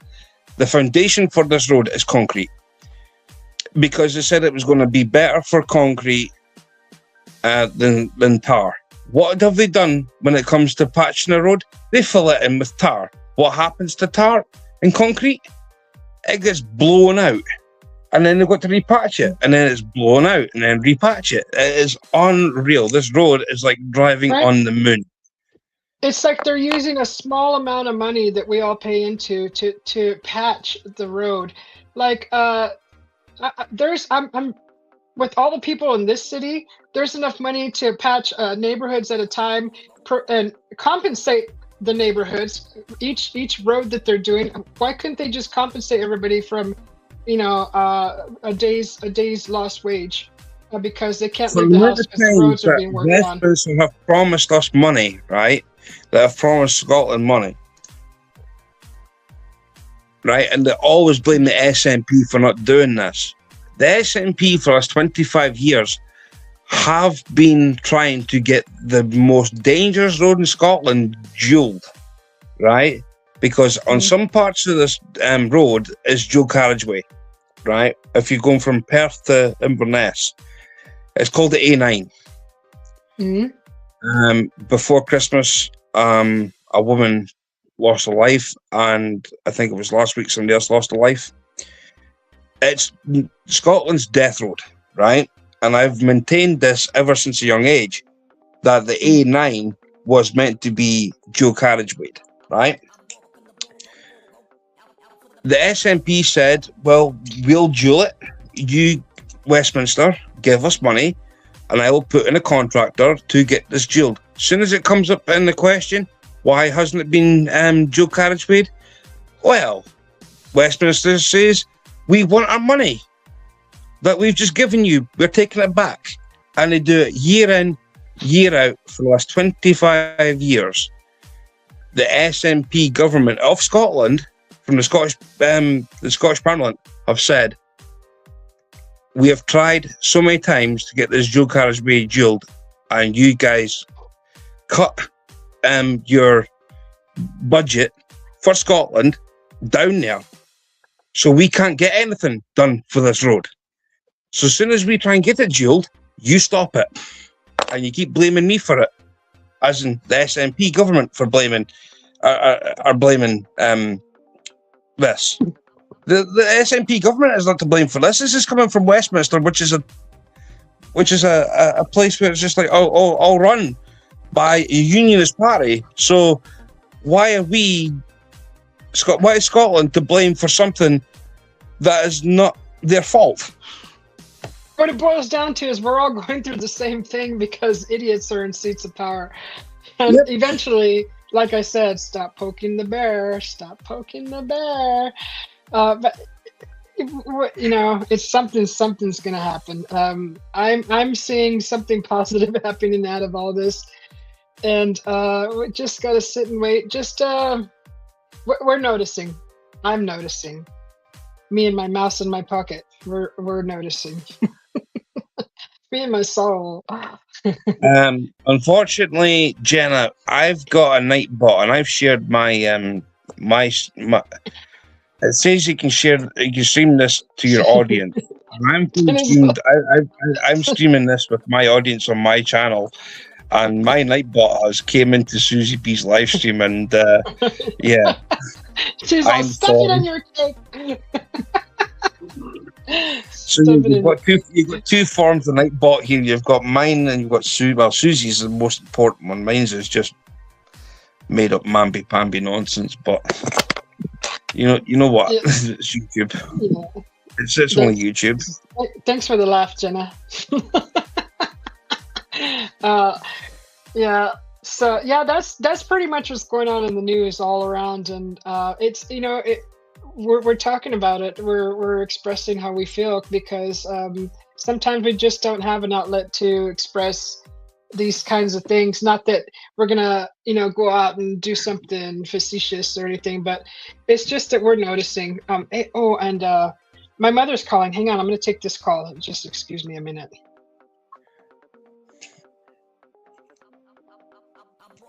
Yeah, I call Susie B the little Eskimo. Well, she always wears this little cute hat, and she looks like a little Eskimo. That's why I call her that. She's awesome, Ted. How are you doing, by the way, brother? Long time no see.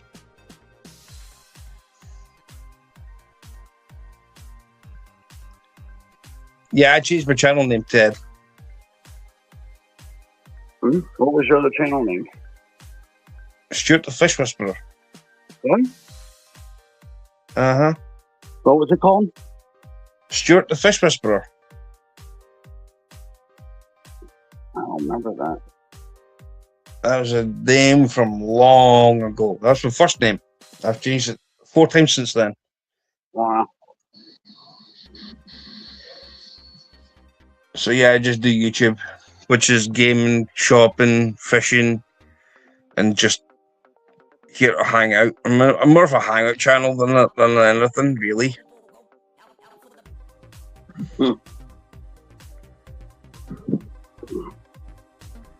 The link's in chat, Jenna. The link is sitting 9:44 p.m. Susie's got the link in chat. I know, she pinned it too. Susie's got a pin. I clicked on the pin link. Oh, give me a minute, Ted. I'm going to look for the links in the chat are fake links, guys. They'll send you somewhere else. Click on the one she's got pinned. Give me a minute. I do that all the time for trolls. I put fake links in the chat, and then I put the real link pinned. Yes, that's the way I can send the trolls home. I always pin like a drama channel. I put a link drama channel in the chat, and then that way the trolls, when they click that, it sends them home.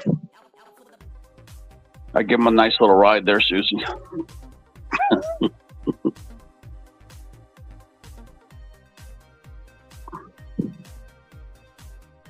I had some porn bomber come up on my channel 2 days ago. He was so desperate to get. He's like, I showed my face, and then he was telling me profanities in the back because he won the porn bomb. I said, no, I don't trust you. I don't know you. I'm keeping the curtain up. The guy was so mad. What happened? Somebody trying to pop up on your panel? Yeah. 2 days ago, when the last panel live I did, this guy came up, and I just happened to have like 6 newbies that day. I've never had 6 newbies in one stream. And they were all trying to get, up on there, and I had my screen up. I had my curtain up, so they couldn't porn bomb me. And they're like, oh, I show my face, I don't, I want to see my face and all this. And I'm like, yeah, I know you're just going to porn bomb. So no, you're going to have the curtain because I don't know you. And sure enough, they tell me F off, and then they jump down. Good. But that just tells me, I knew they're porn bombers. And then see, that's why I tell people, occasionally I'll give chances, and every single time they blow the chance. They don't see, Susie, the biggest rule they don't follow is that if you want to let somebody up on the panel brand new, they must talk in the main chat so that the mods can check them out. Because when you check them out, there'll be new accounts or brand new accounts, and they're porn bombers. And that's how you know. So they won't follow that rule. They will not talk in the main chat. See? Exactly. Because they don't want to be traced. Yep. And then I say, look, okay, I'm going to waive the rule and watch how it's not going to work for this person. Sure enough, I bring them up there, and you hear them yell the N-word or something, and then I have to kick them off real quick. Well, this is Jenna. She's from Teddy's channel. Yeah. Ted, you got to notice something else. You even have them come in there and say that they'll agree to you when you say they can't be on the panel because they're just new in your chat. And then they turn around and do the opposite, start trying to get up on panel. Yeah, they do whatever they want. Yeah, Susie, they will weasel out of it. Make them talk in the chat first. Yeah. If you don't know them, Susie, that's what you got to do. I have to know them for a while. They have to have come into my channel for quite some time for me to be comfortable with them enough to where I'm feeling like they're family. Then you're up on the panel. Yeah. So that's just how I do it. Mm-hmm. And it makes sense. Just be aware. Be comfortable. Well. Yeah. Just be aware, Susie, because they're trying that shit again. They're back in the porn bomb mood right now. Yeah, they said. I have noticed about the whole double standard thing with me going around now.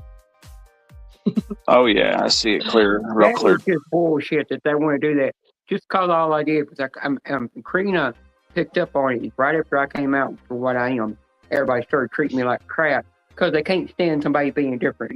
And like I've always said about the day, they can bitch, complain, do all they want, but at the end of the day, I'd rather be different than be normal. That's just ignorance. To be different. This ignorance. It's not your fault. Yeah, another thing is, it's like Ted. He can say something like bagpiping, or he can go past the XXX line of being naughty. If I do that, everybody bats an eye and won't be blocked and won't be off their panel. But Ted can do whatever he wants and get away with it. But if I would have run under the name Stream Bean, if I was still was running under that name, they would have left me alone, and I could have got as naughty as I wanted. Yeah, I don't know. Susie, I told Susie what bagpiping was. Well, this is not that kind of channel, so we don't. No, I know. I think I told you what it was, but I'm just saying. Nobody. If you look it up, people will think it's playing bags in Scotland. That's what it is, really. Yeah. Yeah, that's the real terminology. That's the real meaning. It's playing bagpipes in Scotland. Yeah, but Ted, if you do go on Ernie's live streams when he's live on Facebook, gotta keep it family friendly in there because these church people watch. Yeah, that's why I stay away from there because I know I'm not going to behave that much, so that's why I stay away. He can't help himself. Yeah, but I keep it family friendly in there, and I do that. You see me do that when he's live on YouTube. I stay family friendly because I know he's got kids in the background watching it too that have that are full grown and have autism that have never been around that kind of talk.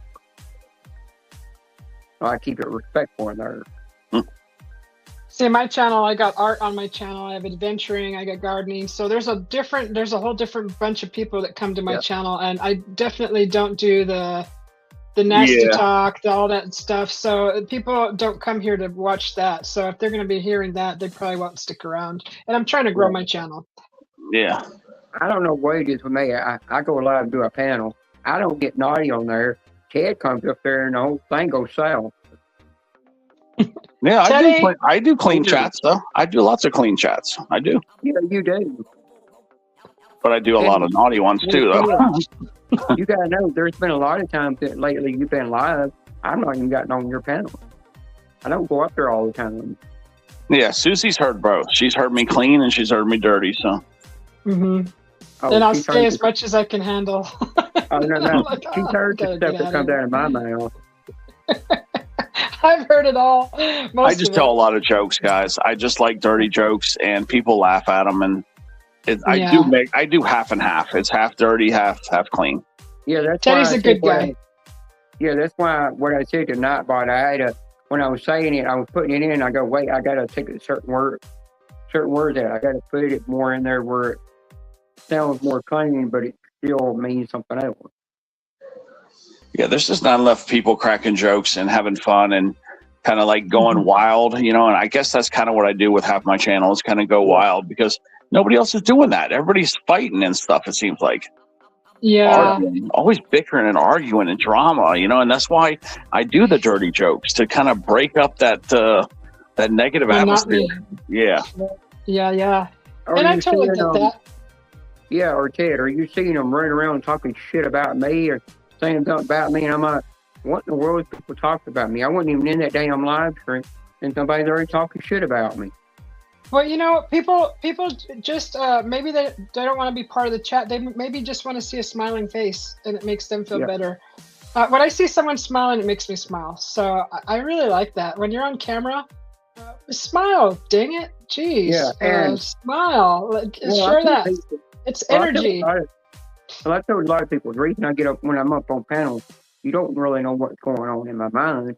You don't know my mind's in just before your depression's messed up, and my mind's in a deep, dark corner of my mind, and I'm dealing with a sad mood, but I just kind of hide that. But once I start laughing on the panels, I get out of that mood. Yeah, see? It's good medicine. It's good medicine. Yeah. And you need to find someone to talk to about all that because you need to get all that out. And hopefully you can. I go to a therapist once a month to talk about that. I put myself to therapy on purpose. Yeah.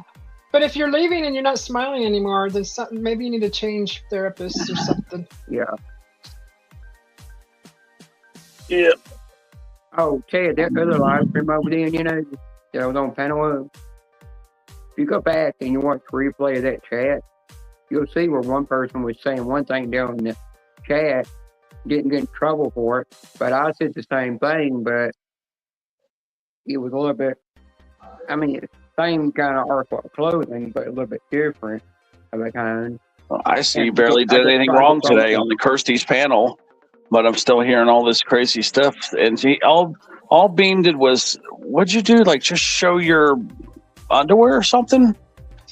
No, all I did was I turned around and I did a dance in front of the camera, like I always have, like I've done in front of your camera. But he Bean had full clothes on though. You know what I mean? Like the underwear and the pants were on. It was slightly wild, Susie. Slightly wild. Slightly. I know. I didn't even know that my panties were showing. And now this person wants to block Bean from the channel. Well, you don't need them anyways. It's all because of her aunt said something about it. Move on. There's a billion people. I have Darcel thought it was funny. Everybody else on there thought it was funny. It was only because of her aunt. Underwear and pants were worn. Okay, 2 layers of clothing, and poor Bean almost gets blocked for doing that. Well, just shaking his butt a little bit. That's it. I could do it in my live stream, Yeah, with 2 layers of clothes, Susie. Anybody else's channels, they don't bat an eye. But 2 layers of clothes. Yeah, we're talking about a 10-second butt wiggle and 2 layers of clothes. Just walk away. At least I didn't flap my ass like I usually do on somebody's channel. Yeah, I know. That is funny. You don't need them anyways. There's a billion people on YouTube. Come on, there's too many others to just drop those and forget about it. Move on. But like I've already said about Kirsty, she's a little strange. I don't really want to trust her. Yeah, I'm just trying to... Remember, Ted, I already got told by her that one time that I was never going to get a wrench, and then all of a sudden she turns me blue.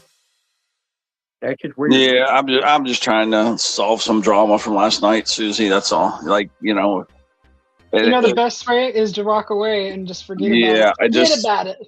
It's so silly. It's stealing your peace. If it's stealing your peace, walk away. Well, it's not easy. Yeah, well, It's so silly. I feel bad for Bean because I get away with murder basically on this platform. Yeah. I can't no more. Bean can't do anything. No, I can't do nothing. I tell you, even if I say a cuss word, they'll bat a damn eye. Find some new people. That's all. It's easy as that. Yeah. Yeah, Susie, I could have been in my underwear, showing a bulge, and I would have got away with it. But poor Bean wears 2 layers of clothes and gets crucified. Well, Ted, you got to know one thing. Kirsty's in love with you. She flirts with you, and she's actually in love with you. That's why she lets you get away with anything. Oh, okay, that would make sense. Yeah, and that's why when she's up on panel with Usher, she's flirting with him. They're flirting with each other. Okay. They don't mind Brian getting up there and talking about porn nearly 24/7.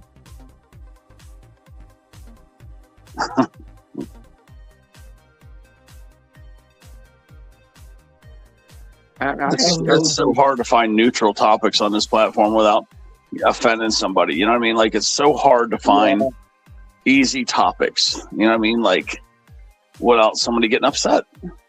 Yeah, I've actually have told people, I said, you're gonna get threatened over that, but you'll watch my channel, and I've done that shit in videos.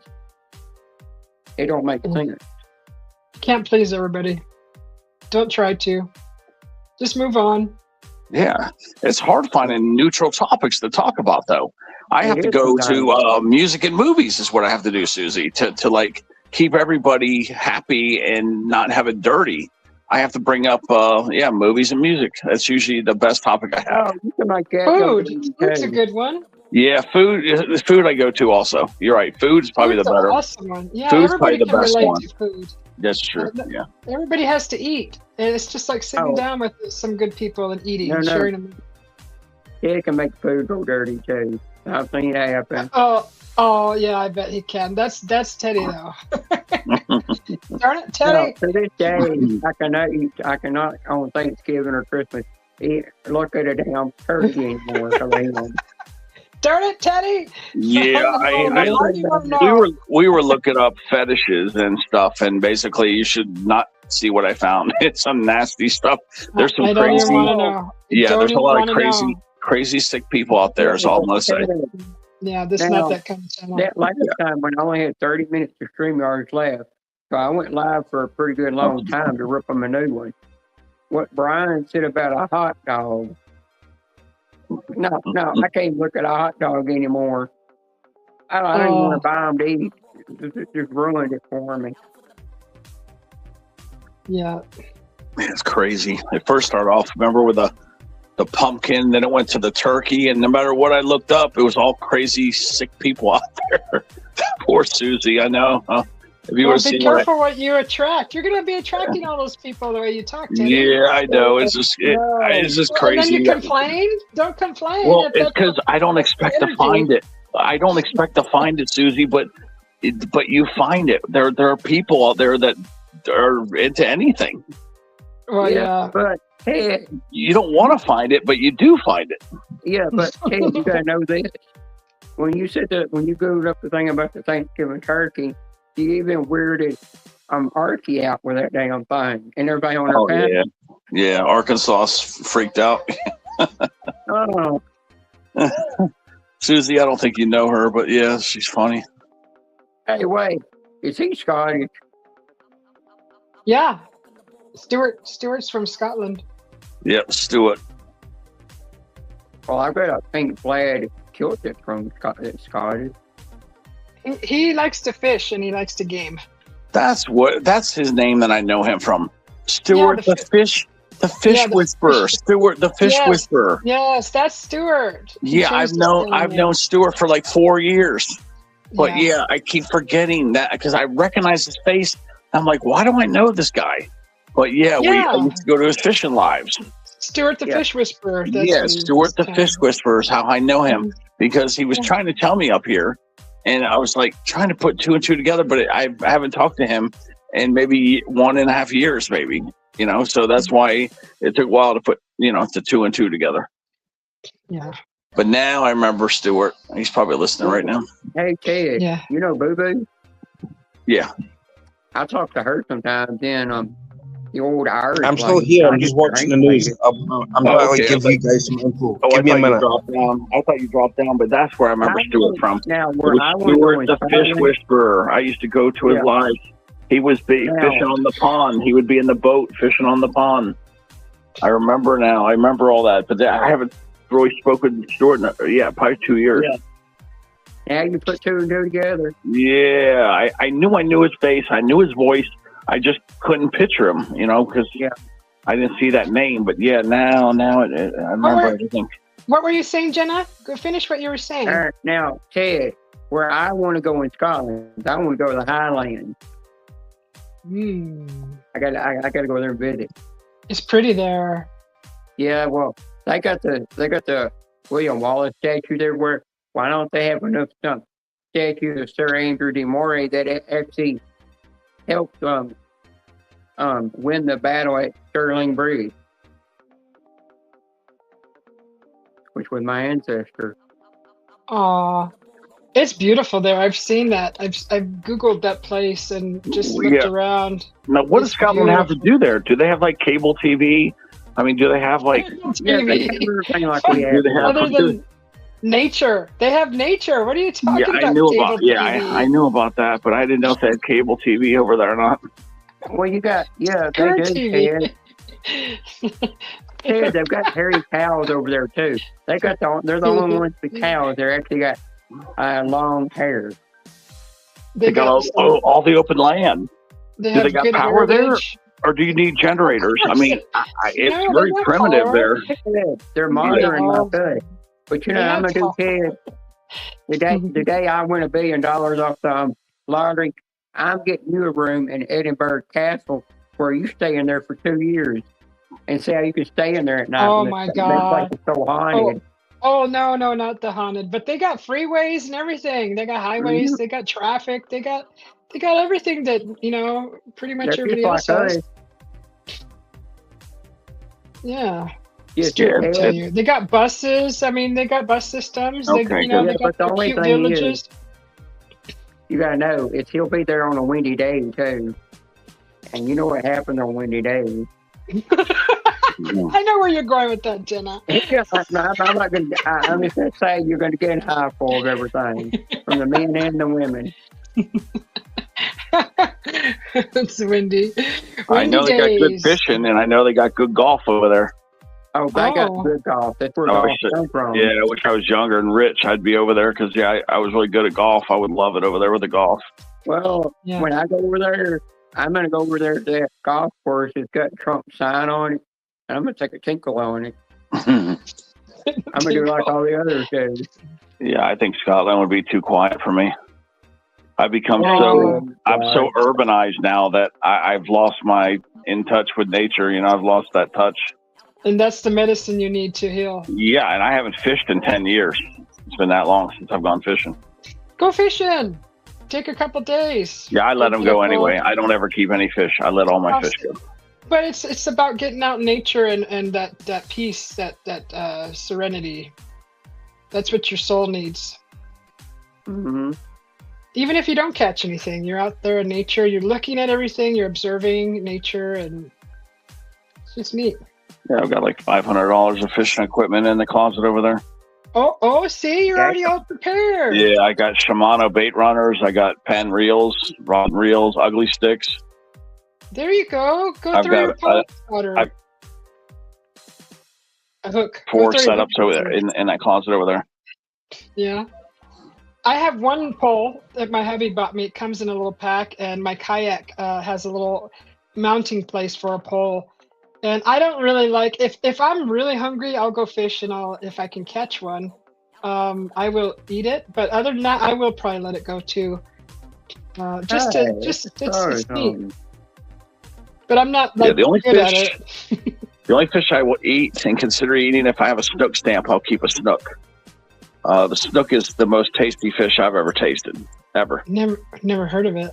Yeah, because they don't sell it. It's a game fish. You cannot sell snook here, at least in the U.S. But you can catch one and eat one, but you got to have a snook stamp. You're only allowed to keep one. It has to be in season, within a certain range of inches. Yeah. Mm-hmm. But they got saltwater snook and freshwater snook, and it is a tasty fish. It's a very light tasting fish. It's not like a heavy fish. Taste. It's more like a chicken type fish, but it's really good. So I've heard blowfish tastes good. I was going to pull up the picture and show it to you guys, but I can't find it on my phone. Where I was going to show you where we caught it was a 35-pound snook, and we caught like a 10-pound one, a 10-pound. And I ate the 10-pound one. Like, that was way more tasty. That's big. 10 pounds? Yeah. Well, you had to have it be in range. It was like, barely in range. So you can only keep certain sizes. See, you can't keep certain sizes. Is it really bony, or I don't mind bones, but like no, it wasn't bony at all. Really tasty fish. Hey Ted. Yeah. My mom sent me a text, and she said, "Do I want to go with her Thursday because you got to go Nashville to the Oscars?" And I was reading it. She said, "You want to go and have a girls' day?" And I think it might be best for me to do that, to get out of the house to do that. There you go. Go do something that makes you feel good. Like she said, girls' day, not boys' day. If she said boys' day, I would go. I'll be calling, yelling at her. Boys' day to go look at girls. Okay. Yeah, because I'm not a boy. I'm a girl. Oh, partially one. I'm still trying to figure out what Modesian Dawn means. Some Gaelic word. Yeah, I can speak a little bit of Gaelic, but not much. I can only say one word in Elvish.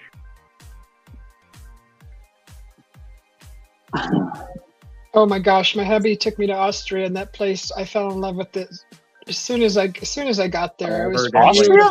You went to Austria? Yes. Oh my gosh, I didn't want to leave. I was like, "Why'd you leave? Why did you leave this beautiful place?" Yeah. But I'm not a city person. I like nature. Okay, so have you what do you like? Do you like it cool? Do you like it cold? Or do you like it hot? I don't like too hot, but we went when it was like springtime. It was beautiful. So they get snow there. Okay, then you need to check out Switzerland, Denmark, and Sweden. You need to check those 3 places out. Oh my God, I've seen Switzerland. It's beautiful there too. Oh my gosh. You gotta check those 3. Parts of France. You would probably like parts of France. You love Scotland, Susie. I know I'd love Scotland. I know I've seen it. What's that background noise? Yeah, I'm not making any noise for once. For once, I'm not making noise. It sounds like someone's in a bathtub underwater. Yeah, that's not me this time. Oh my God, I hope he's not in a bathroom. I'm trying to think of another place that I've been to. That Susie would really like. You know what? You try out Belgium too. Belgium's got some cool stuff. Go to Brussels. You might like Brussels too. You know, I'd go back to Austria in a heartbeat, because right next door is what is it called? I always forget. It's a neighbor to them. They're real colorful. No, not Luxembourg. Can't think of it right now. Poland? What is that noise? Yeah. No. And remember Finland. Finland's got some really cool places too. I might be me, so you'll come back in again. I'll leave and come back in. Okay. Yeah, check out Helsinki, Finland. You might like it there too. Gosh darn it! What is it called? I can't. I always remember when I'm not trying to think about it. But it's a neighboring. It's their neighbors to Austria. They're right above. So Germany's to the left, Austria, and then right above that is a small little place. I think it starts with a B, but I'm not sure. They're real colorful. I can't. God dang it! Can't remember. But we were so close. We were not too far from the border, and I'm like, let's go there. But we didn't have enough time, but that's okay. Have you been to Thailand? No, I haven't been anywhere. Nah, she wouldn't like it there. Very hot there. Very overpopulated. See, Susie likes the more open places, what she just said. Know, but you know why I want to go to Thailand? She's not going to like that high population. Yeah, I know. I know, but if I go to Thailand, I'll blend in over there. Yeah, exactly. Yeah, but is it because of your ivory skin? I don't think any other place that we went through that maybe you would like. Man,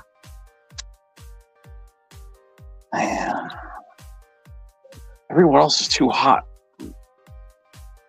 Australia's too hot. But I'm trying to think of somewhere else that maybe wasn't so hot. I know it's like muggy and hot, probably. And I would like to go see Peru and see the pyramids over there. A place I think even that maybe it's populated, but there's certain places that are not too populated. I think Susie might even like parts of Japan. Oh, I've heard Japan. Yeah, I think there's a few places in Japan you would enjoy.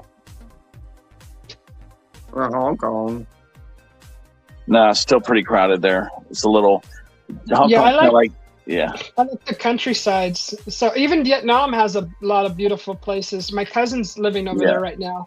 It's hot there, so go when it's cool. Yeah, very hot there. But there's times where it's cooler. Huh? Yeah, it is cooler there a couple months of the year. So you got to go there when it's kind of like wintertime, I guess. Mm-hmm. But yeah, in Vietnam, supposed to get a lot of diseases. You're gonna have to get inoculations before you leave, and yeah, you'll need inoculations because I've had to get all this stuff. So have you been to Bangkok? No. She's not gonna like it over there. I'm telling you, she's not gonna like Thailand. She's not gonna like Taiwan. She's not gonna like Singapore. Yeah. I don't even think you would like South Korea. South Korea's got a couple nice places too, but yeah, I think Susie's best off in like Switzerland and Japan and Denmark and stuff like that. The islands around Japan are lovely. Yeah. Yeah, what about Hawaii? Oh, that's a tropical place. Don't go there right now. It got devastated with all those volcano eruptions a few years ago. It's still destroyed. Just recently, though, isn't there? It was like 2 years ago or 3 years ago, but yeah, it's destroyed over there, I heard. No, another recent one. Didn't they have another eruption like a week ago or something? Wasn't there another eruption there? Yeah, you want to stay the hell away from Hawaii. I'm just telling you guys right now, there's all this plates are shifting right now. It's very dangerous to go there. You might die. And all this tourist places got destroyed. Yeah, no, I'm not. No, like I don't know. I don't think I'd ever probably go to Hawaii, but I would go back to Austria. I like that place. It's beautiful. It's like a storybook. It's so pretty. It is so magical. I see all the magic there. I know magic sounds ridiculous, but the countryside is just so beautiful, so pretty. Yes, Arnold Schwarzenegger was born there. Yeah. Arnold Schwarzenegger. I'll be back. Yes. Yeah, my hubby says that a lot. He says it just like him. How about Jamaica? Too hot, too populated. I don't think Susie would like it there. Yeah, probably the ocean side is nice. And it's overcrowded. Yeah, I don't think she would like me this. Becca went there once, and when she was getting off the cruise ship to go in Jamaica, I said, "Watch out for tarantulas." She said, "Oh, hell no!" I said, "They're everywhere."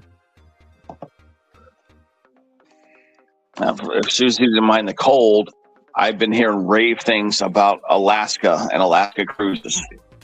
Oh yeah, Alaska's really Alaska, beautiful. yeah, and Alaskan cruises. If you don't want to do the the more dangerous stuff, then you can go on the Alaskan cruise. Yeah, a lot of people rave about those. Yeah. Oh yeah, you gotta go to Ireland.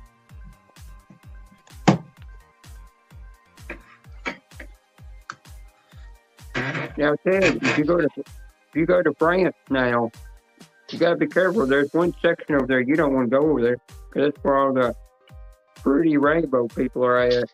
Yeah, I think parts of France, so Susie would enjoy it over there, but you got to pick and choose wisely where you go. I think I'd go to Spain before I go to France. Yeah, Spain's got some downhill a little bit, but still a couple good spots over there. Go to Amsterdam at night. Oh, I've been to Amsterdam. I've been to right at the airport, so I had to take a train into Amsterdam, and that was. I don't care for the morning. I just want to go at night. At night, really? And there's so many bikes. I've never seen so many bikes in my life. Everybody travels around on bikes. So neat. Yeah, I'm thinking more like Portugal for Susie. Yeah, Portugal would be nice. Spain, Italy would be cute. Would be nice to see too. Yeah. Greece. You definitely come to Scotland, enjoy that. Yeah, you might enjoy it. Definitely come to Scotland. Yeah, Athens, Greece. I think Susie would love that, actually. Yeah, I just love countryside. I love, especially like the ocean, the rolling hills, forests. That's all the stuff that I like. You love it here then, because I'm not that far from the coast, and I'm not that far from the hills. Yeah, I don't need all that shopping stuff. I like the countryside. I don't. That makes me happy. I don't need all the shopping. No, I'm saying I've got the sea. I'm like 9 miles from the ocean, but the North Sea. I'm 9 miles from that, and I'm about 6 miles from the hills. But even towns like yours, you have beautiful parks where there's real beautiful walkways along a riverway or something. Yeah, I like beautiful parks, big parks, real nice. Lots of green, flowers, trees, a lot of canopy. I like that stuff in the city. Over here, it's not. There's trees, but there's just it's not pretty, like mystical. You know what I mean? It's not like. There's not a lot of history, like old, ancient history. It's this land here that we're all living on has been built over, where it was just all desert before. And there's, I like green, lush green and moss and all that stuff.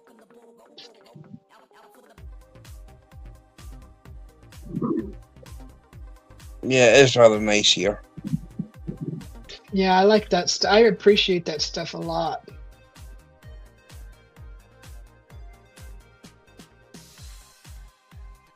Oh, Dolphins just hired some guy named, I just seeing this right here in the last hour, Jeff Hafley.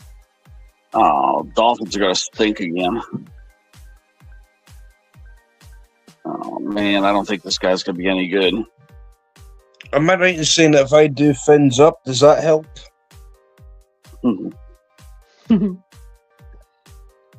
So one of my channel members is from Florida. He's like, fins up. Yeah, I gotta send this to somebody that's gonna freak out when he reads it. Send this to him. Okay, here. I was talking to my brother-in-law about a week ago or so. When I was in Austria, I was telling him that we were kind of hiking through a park or a beautiful place. And in the middle of nowhere, where there was just grass and really low rolling hills and lots of trees, beautiful trees, and a footpath. all of a sudden there's this huge big boulder, smooth big boulder out of nowhere, and I'm looking around like there's no mountains around here. Where did this big boulder come from? And I was mentioning it to my sister, and my brother-in-law heard, and he said that long time ago there was a lot of glaciers, and the glaciers picked up these big boulders and slid them around whenever they were melting. And I was like, oh my God, I never thought about it like that. Like, did that happen everywhere? Because if there was like, there was a point in time a long time ago where there was a lot of ice covering the land. As soon as it started melting, that makes sense that it would push big, huge boulders around as it was melting, and the force of the ice and then a boulder and it just pushing it down or wherever it melted. That made a lot of sense to me, because I was just dumbfounded by this huge, big boulder, like over 10 feet tall, 13, 20 feet tall, round, big. And I'm like, where did that come from? Like, there's no other boulders, no rocks around. It's all lush grass and trees and moss and a big boulder in the middle of nowhere. And I'm like, where did that come from? So that was his explanation, and I thought it was interesting. What does Roger say? There's an artist I listen to and follow on social media, if I remember correctly. She was living in Greece. Oh, an artist? Like a painter? Like that kind of artist or musician? Rashid says, hi again, Face the Ace. But yeah, if you ever look in a field or rolling hills and you see these big boulders and you're like, where'd those come from? That was his explanation for that, according to his research. So I thought that was so interesting. Has Ed finally found out who I am yet? Yeah, now they know that you used to be Stuart the Fish Whisperer. Yeah, that was a name from long ago. Even your brother changed his channel name, didn't he? Who? Your brother isn't he in Florida also? No, he's not in Florida. Where's your brother at, Stuart? The one that I was watching, he does videos where he's driving along the ocean sometimes, and I already forgot. No, the Hulk, Incredible Bulk. Oh, Bulk, my Aussie brother. Yeah, your Aussie brother. Yeah, Bulk's he'll watch YouTube occasionally, but he's mainly on Twitch. He'll watch Twitch. Oh, okay. He's still a member to my channel. I do. Yeah. I do still keep in touch with him, but yeah, Bulk. He's been rather busy, actually. He's been redoing his garden. Oh. He's been planting trees and bushes and flowers. Mm-hmm. With what do you call it? What do you call that stuff? It's like what do you call them? Decoration slates. Slate decoration. So basically, like slates off the roofs. If you like smash them up and you like get them into decorations, he's been doing all that. Like tile art, kind of like tile art, like art. No, just like slates from well, basically like smashed up slates that are like decoration purposes. He's been doing that. Stones? Is it for groundwork to walk on, or no, not to walk on. Oh. No, it's just like. He's got a fence. So what he's done is he's like took up some of the grass, so it's turned it to soil, planted some bushes, and then basically got slates, crushed up slates, and then put around the trees and bushes and flowers, some kind of decoration purposes. Oh, okay. It's like bordering and stuff. So it looks like the trees coming through like slates. Neat. But it's not the soil's underneath it, so it's just for decoration stuff. But he's doing good. That's pretty. Yeah. Oh, I love decorating the garden. He was at death's door about 2 weeks ago. Oh no, really? Yeah, him and his wife are really not well. They got like a very nasty flu, and he was like, honestly, really not well. Wow. He says on one occasion there was like I had to phone a doctor, and the doctor's like, just there's nothing they can give you. You're just gonna have to like sweat this one out because he couldn't leave the house. Yeah. He was waiting for the doctor to come over to him, but nope, doctor didn't arrive, so he just had to like sweat it out. Yeah.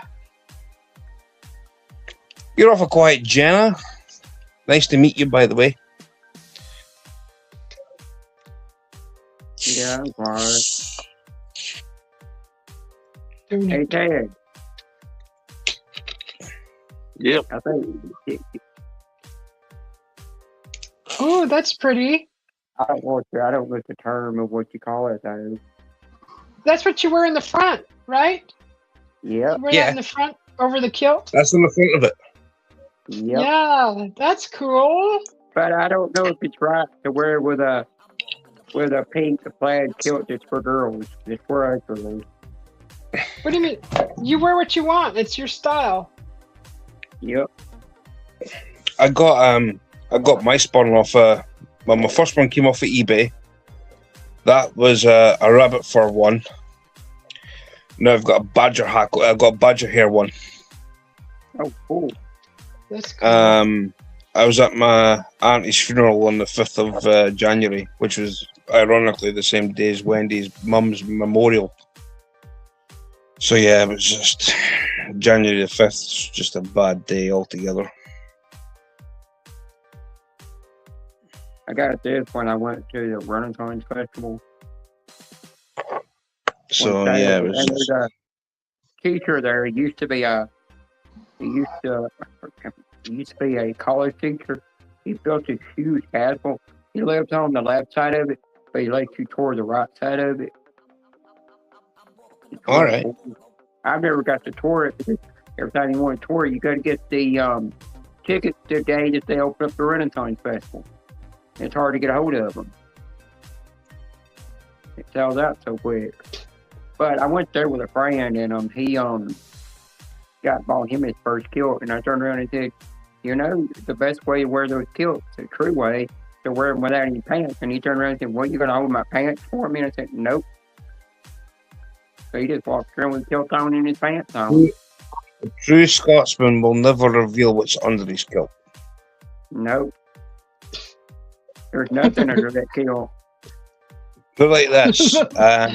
I bought 2 kilts, right? Both my kilts came off of eBay, right? I bought them. How much were they off eBay? How much they charge you? Could have been at least $50 plus. Well, if you're saying $50, mine's were, one of them was about £13, which is like my currency. Okay. And the other one was roughly about the same price, actually, for 2 of them. Because I bought a 5-yard. I got a 5-yard kilt and got an 8-yard kilt. So I bought 2 kilts the same, but one's, as I said, the only difference is one's a 5, one's an 8.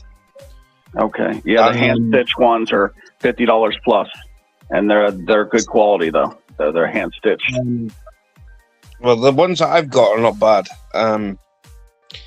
So anyway, I was at my best mate's wedding. Rocked up with a Batman buckle on my belt, my spurring. Mm-hmm.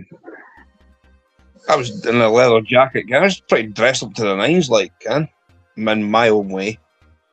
So I thought, well, this is fine. Can't do nothing. Got to the bar after, like, I got to the bar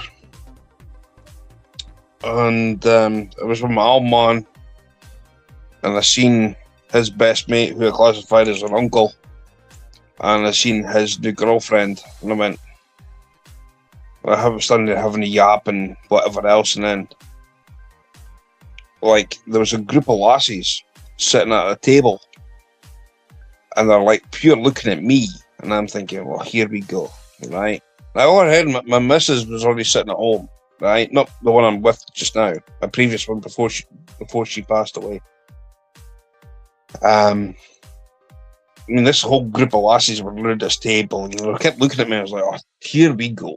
Like, Mum was like to me, says, are you like covered?" And I went, "Does it look like I'm covered? I've got a kilt on. Of course I'm covered." And he went, "All right, okay." I knew he was trying to press that, and he went, Have you got anything underneath that?" I went, "What do you think?" And he went, "Oh, he just like, well, I'm sitting on it, so it's mine." Are you not supposed to? Right? You're not supposed to wear anything undergarments under those, I don't bother with it. I don't bother. I mean, is it mandatory that you don't, or can you wear something underneath? You can, but you'd better not. Who's gonna tell if you don't have it unless you're flashing your goods all to everybody? Well, like, this is what happened. This is what happened. This group of lassies. One of them was egged on by her other friends, and she's like, "Go and see. He got a kilt on." Well, what did she do? She lifted up the back of my kilt and took her phone and went click. Well, what's up with that? Isn't that very bad to do this? With my arse. That's what she done. Is that okay in no. where you live? So why are people doing that? Because she was drunk and she was egged on by her friends, and it was just like crazy. Okay. Like, no, you don't do that. Yeah, I wouldn't be happy if someone did that to me if I was in your shoes. That's not cool. No, I mean the thing is, I knew one of the lassies of who they, and I was like, nah, I can't. I didn't know who was the one that instigated it, but it was like, you don't go over to somebody, you lift up their kilt and go click with a phone, do you? Yeah. Even if you've had a few drinks, you just don't do that. Right. That's not nice. So, yeah, I prefer not. When I say that, a true Scotsman will never reveal what's under his kilt. I don't. I will cannot confirm or deny that boxer shorts are worn under a kilt. Sorry, that's a phrase. That's I cannot confirm or deny is an Australian term for anybody that doesn't know. That's fine. I mean, that's up to you. I just wasn't sure if it's mandatory or not, and everybody just goes commando underneath. But I mean, that's I guess up to each individual, huh? It's up to the individual. It's kind of hot. That's why they do that, though. But still, I mean, I don't wear a skirt out here in summer with no underwear. You know what I mean? I don't wear a skirt at all. But I've worn a kilt in the wintertime, and I'm still warm. Yeah. I tell you, I was at my auntie's funeral on the 5th of January, and man, the thing that people got to remember is when you've got your kilt hose on, you know what kilt hose are, don't you? That's the socks, right? So when you're wearing thick socks that go up past your knee, the thing is, the kilt has then itself got ventilation going up if there's a little bit of a breeze. But if there's no breeze, between the kilt and your kilt socks, or kilt hose, right? Yeah. There's not much a gap to have bare skin. So you are pretty warm underneath it if you're actually wearing one. It's only if there's a slight breeze when you're standing outside, air can go up and then try and cool you down. But if there's no air, it is roasty toasty. Okay. This is thick, heavy kilt. It's made of thick material. Wool. Is it wool? Yeah. Polyester? Wool. What is wool? Mine's is made of wool. Okay, that's warm. It's wool, and then it's lined with something. I've got a lining on mine. Probably polyester, cotton, or... I'll need to look at it again and tell you what's made out of. Okay. But I mean, mine's is not bad for the money that I paid for it. Yeah. I've been to 3 funerals. I think I've been to 2 or 3 funerals with it. 1 wedding. So, I mean, I don't get me wrong. I would rather wear a kilt all the time than wear trousers. Mm-hmm. And that's me being honest.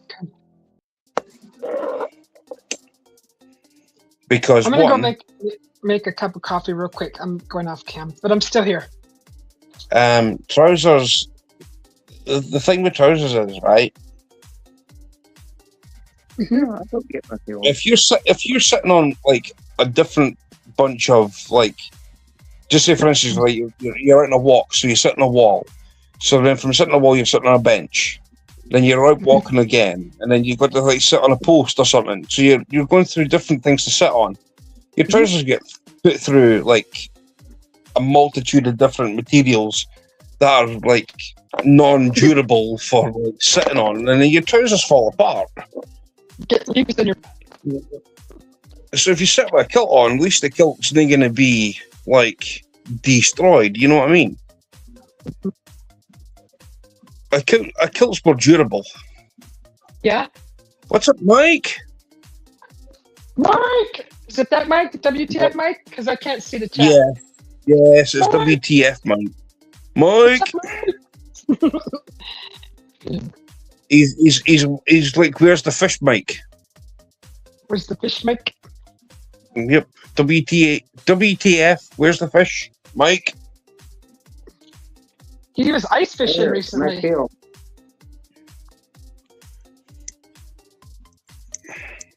There we go. How's you, brother? How are you, Mike? Hang on, I'll be right there.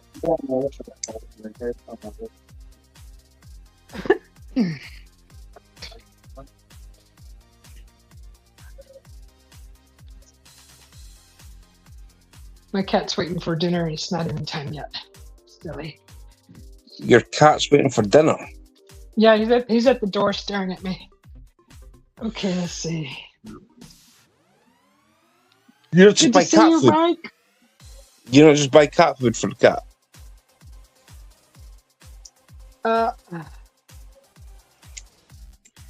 What did you say about cat food? They're saying, do you not just use cat food and feed it? Oh yeah. But he usually eats at 5 o'clock. It's 4:21 here, so I try to stay consistent with feeding him mealtime. Yeah. Mike says he's living the frozen tundra dream. Okay, I'm making coffee real quick. Okay. Let's see, what am I gonna have? Oh, I'm gonna need some water. What's this? Yeah, that's a kilt hose. Yep.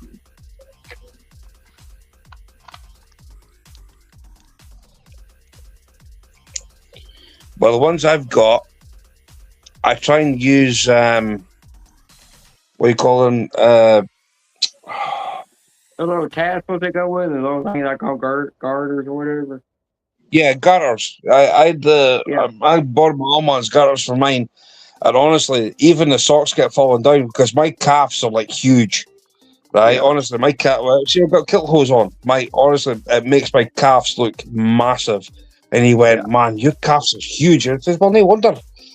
I was walking about the place, and he went. The only thing I have problems with is they want to bunch up in my shoes or boots somewhere, and because they seem like they're too big around my feet. Aye. And I'm like, it's just the way they make them. The thing with garters, well, the thing with kilt hose, you try and get a pair that's like long in the leg. The longer in the leg, the better, because then you can roll it down to below your knee, and then you can use the garters to tighten them up with.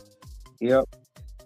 But like the pair I've got, I can't. I tried to roll the top of the sock, well, top of the kilt hose over the garters. It wouldn't go because my calves are like huge. I mean, they do a lot of walking, you know.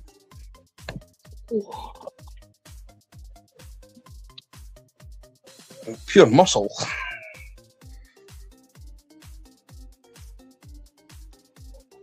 That's good.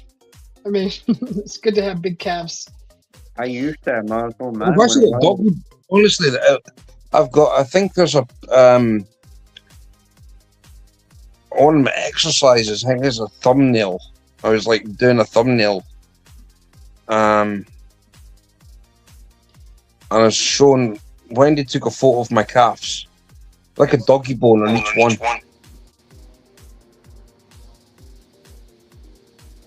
I've got an echo. Yeah, that just happened. What happened? No, you've got an echo. I can hear me. I can hear you. I can hear both of us. Does one get lost in their own time? Easily.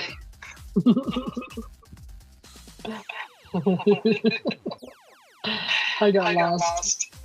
What is going on? Is it me? Let me go out and come back. I think that wasn't me. That was. Oh, what? Oh, it is you, huh? How did that happen? I don't know. No, oh, it's gone. No, it's gone. I don't know. Yeah, so Wendy took a photo when I was doing workouts.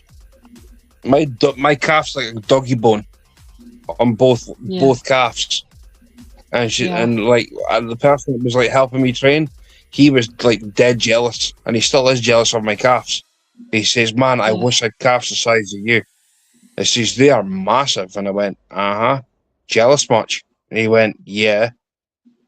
Oh, be a little humble. Be a little humble. Nah.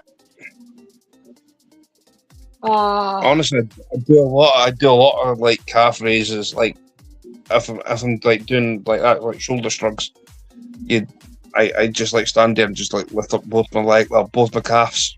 I do it that way. Yeah. Walking helps too. A lot of walking. Calf shrugs. Use your calf muscles to pull yourself up. Yeah. I'm a strong loon, like, but I mean, I do have a belly, but I am a strong loon. I'm big all over.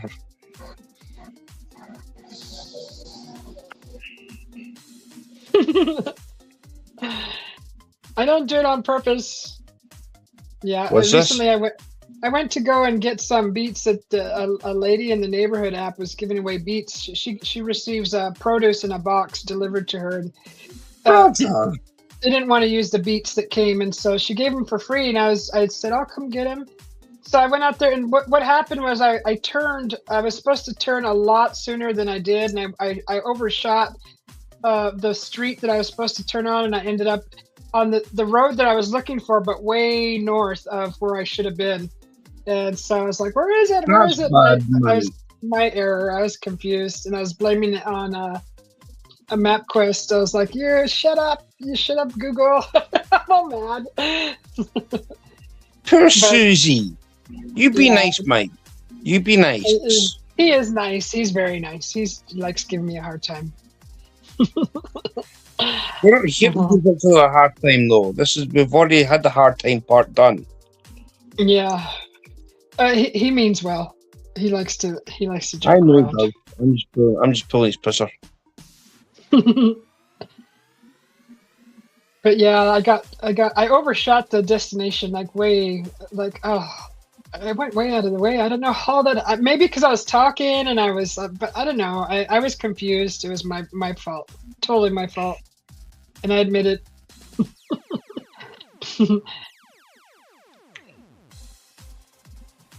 One does not simply blame themselves, Susie. You have to blame somebody else. I was following the way of my people with the wind. I love it. But did you see the freaking beets I got? They're like the size of a grapefruit. They're huge. I boiled one of those and ate that. Oh my god, I love beets. I tell you what it was, Susie. Right? You know what it was? You were out canvassing for your people. Right. That's why you got. That's why you got lost. You're out canvassing looking for your people. Right. There we go. I'll just clear that one right up. There you go. That's what happened. I mean, you have to travel pretty far out of the city to get out into nature, and it's like literally about 10, 15 minutes maybe. Then you got to go through all the people to get out of the people. It's like, oh, stop complaining, Susie. I just that's it. I'm not going to talk about it. When said still taking left back in Albuquerque. I know I overshot the destination. At least it wasn't your final destination, Susie. Yeah, I got to see a neighborhood I never seen before. Where did you go then? I even stopped and asked a lady that was getting out of her car coming back from the grocery market. And she was so nice and telling me, well, I lived here, I grew up here, and that street doesn't sound familiar. And I said, you know what, I'm just gonna follow the GPS, and because it's taking me south, and I'm like, I thought it was wrong, but I think I'm gonna follow it. She goes, yeah. So I did, and I found the place. Because the streets are weird here. They start with one name, and then you cross the intersection, and it turns into another name. And they do that a lot here in this city. The streets they don't stay the same name all the way down from east to west. They change. It's like, what the heck? That's the same as here, Susie. You go down one street, and you get to a junction. You go over, it's a different street. It's a different name. They do that here too. Yeah. I'm not used to that. But I understand if you're going like all the way down. Like for instance, if you drive down Scotland's Death Road, A9, which is from Inverness, right, goes all the way down to Perth. Once you're on that road, past Perth, it's still classified as A9, but it's A9 South. You got A9 North. If you go from Perth upwards, it's A9 North. From Perth downwards, it's A9 South because it's got a little S on it. Yeah, I know. Yeah, I've seen that, but like literally, this whole name of the street changes to a different name. No wonder. Somebody, I tell you what, Susie, can I just inform you or something? The reason that happened is because Mike did the sign for that street. Mike changed the name. Mike changed the name of the street. I knew it. I knew he's up to his shenanigans. Well, he goes away a lot. He goes gallivanting a lot. So yeah, he probably did that just to really confuse you. And he was laughing the whole way. Oh yeah, he's like, listen, Susie B's going here. Well, I'm going to have to make tracks first, and then well, I'm just going to like move this sign to somewhere else, and blame Mike. Yeah. Throw Mike under the bus. Right. Yes. Sorry, Mike. Somebody had to. Yeah. So yeah, we started off pretty strong in the beginning of the live where we were talking about what's going on in the world as far as news goes, and then we got into a pretty deep conversation about that, and now we're all the way through it and talking about getting lost now, and what else? Teddy's so quiet. I don't know what he's doing over there. But I'm gonna. You guys have any emoji? I need to do another emoji live where I'm gonna create another emoji for the channel. I don't know if I have any more memberships that I can give away. Do I have any? Oh, okay, I got 5. I got 10. Okay, let's give away a few here. Let's give it away now. Give it away now. D-Worm. Oh, Teddy Bear got one. Glacier Shark, Eric Lapointe, and the 3 Chris and me. Congratulations on your new memberships. Awesome. You got Glacier Shark? Oh no. Yeah, Sharky. How did you end up with Devin? Oh my, Susie. How did you end up with Devin? I don't know. It's just how it is. Sweet. Yes, and congratulations By the way, to the 5 members. Thank you for whoever gifted me a membership. By the way, thank you very much. And you gave me one too. Thank you. And I think I just got one from you're Eric's welcome. channel too. Yeah, Eric. Someone gave memberships away over there too, and I got one from Eric's channel. That's Well, awesome. Cyril Pointy. You got one from Cyril Pointy's channel. Mm. Yeah, he does the burpees. Yep. Eric's good. He does chopping wood, like burpees. He works on a tree farm, and he lives out in beautiful nature. So he was chopping wood the other day with his wood chopper splitter. Mike's been a member There's for another 16. person I've been watching chopping wood. I've been watching, what's his name? What's his name again? Mike. Gypsy and the Vanilla Gorilla. This proves I'm good at making bad choices. Oh, we love your bad choices. I appreciate your bad choices every day. Mike! Thank you, Mike. I appreciate you. No, so nice. Yeah, an emoji. Mike, do you have an idea for an emoji? I was thinking, I want something big like that you can see. Like, let's see. Can you see the new one that I just did here? Let me show it. I did. I saw it. I put it in chat. I was the first one to put it in your chat. It shows up fairly well. I mean, it needs to be big so you can see it like the regular emojis, like this one right here. If it's big like that, a lost sign. Oh, come on. No, not a lost sign. What about, what do you mean lost? Like a stop sign that says lost in it? Yeah, like that? Yeah, like a stop sign saying lost. Like this one, see how this comes out real cool. Like something like this, that shows up really good. Like that. Something that shows up really good.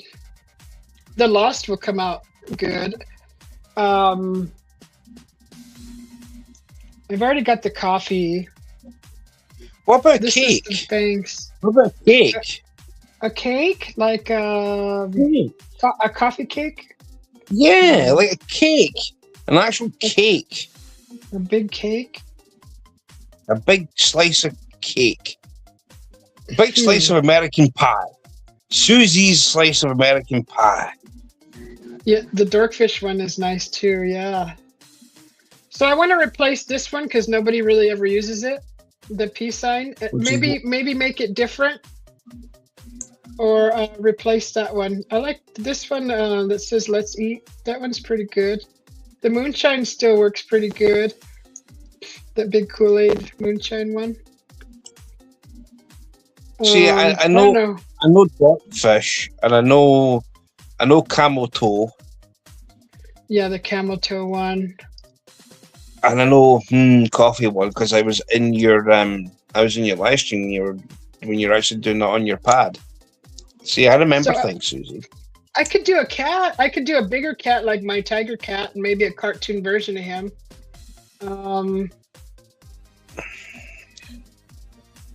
But that one you can barely see the moon with the cat. I was just messing around and added that one. So I think I'm going to replace this one and maybe the fangs. You guys like the fangs? That was more of a Halloween thing. I actually drew that. I like all your emojis. I don't have a problem with your emojis. Yeah, but I'd like to switch them out and try some new ones just to refresh the channel a little bit. I would have a big slice of American pie. A big slice of pie. I'm going to write these suggestions down. So a slice of pie, the lost sign. Where's my pen? Oh my gosh, you're giving you work. Giving you homework. Oops. This is pen. It's very colorful and original. Let me see. So the lost sign, slice of pie. Yeah, that's right. Apple pie. Big slice of apple pie. What do you mean take this one out? Wee Mike. Wee Mike. You don't like the wee Mike one? Mike, you want me to change that one up? Do you want me to just put your picture in there? Whatever you Mike do, is on don't a say broom. bye, kiddo. Kiddo, turn it to something naughty. Listen, Darkfish, listen. A real moonshine still? Let me see. But it has to be big enough that you can see it, though, Rocher. More like You a know what I fur mean? pie. Something big, like so that we can see what it is. But who's the Darkfish? That's the thing. How do I catch a Darkfish? Because I am the fisherman. I need to know how to catch a Darkfish. Mike calls me Dorkfish, so I made an emoji for it with a fish with glasses So on. What bait do I use to catch a Darkfish? There is no Dorkfish. It doesn't exist. It's a joke. Yeah, the dog Come on. There has to be a species of fish out there called a dark. Chopsticks that make a peace sign. Can of corn with a can of Coors. Chopsticks that make a peace sign.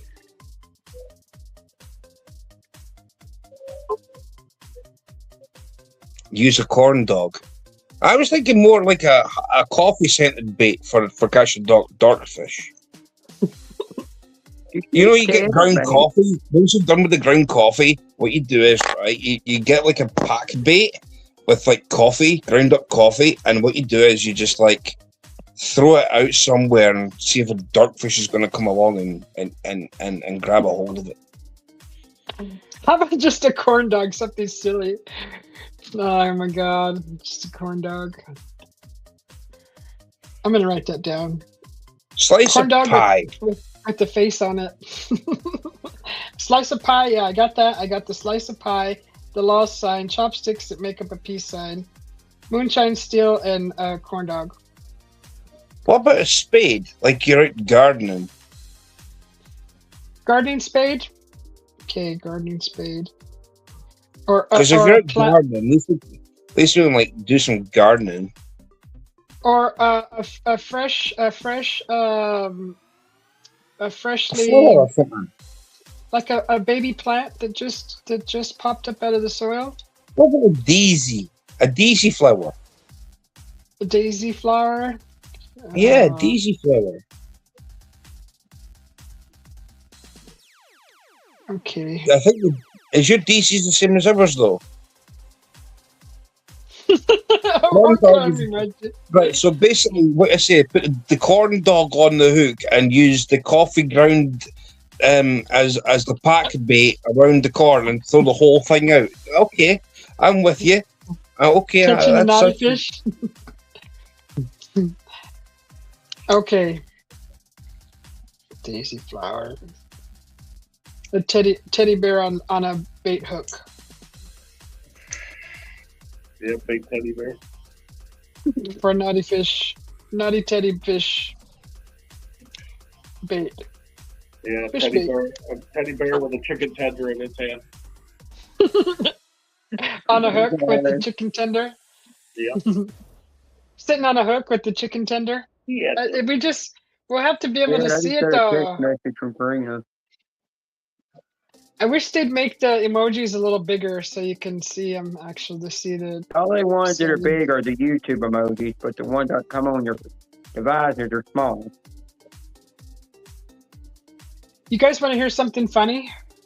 So this is the second time we've received a package to our address, and where our names should be on the address above the address, it's labeled as Godlike Heathcliff.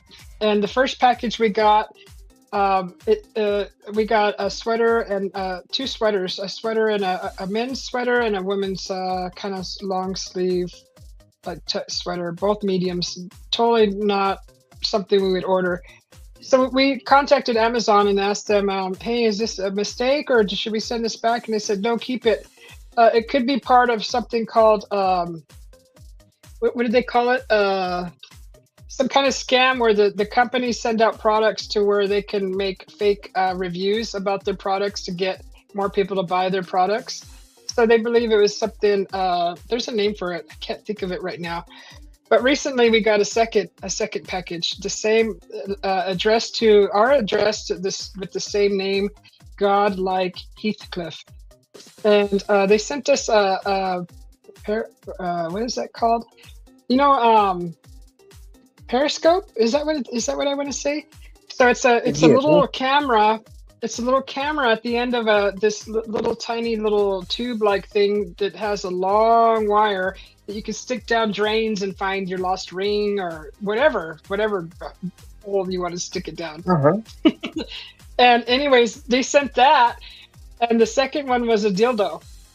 So as soon as I opened up that package, I pulled it out, and my husband's like, "What the F?" I started laughing because his reaction, and I was like, "What the?" I was laughing so hard. So that's the second package we got. Has anybody got anything like that in their mail? Anybody in the chat? Anybody listening to this later? Leave it in the comments. But yeah, it's called. There's a name for it. It's oh gosh, I don't know what it's called. I did get something from Amazon that the driver turned up and basically threw my package on the ground, so it broke it. So I phoned up Amazon, got everything done, resent it, which I'm grateful for. Has any use in the chat or on the panel here ever had the bomb? It's called brushing scam. That's what it's called. Right. Well, I've got this jar of hot sauce. It's called the bomb. Has anybody ever watched Hot Ones? Yes. Oh, you got some hot sauce from that show? Anybody watch First We Feast? Yes, I got a bottle of the bomb. Really? Yeah, honestly, I put up a. If you go through my channel, right, I put it as what do you call it? Thumbnail. I've got a bottle of the bomb sitting in the house. Not here, but in my own house. I've got a bottle of the bomb. 135,600 Scoville units. Lab tested at that. Whoa. A friend of mine wants me to make her a vindaloo, and I turned around and told her, and says, "Well, how hot do you want me to make it?" And she's like, "I don't know." I says, "Well," she's like, I've had Carolina Reapers, and I eat them like sweeties, and I've had habanero peppers, and they do nothing for me." And I was like, "What?"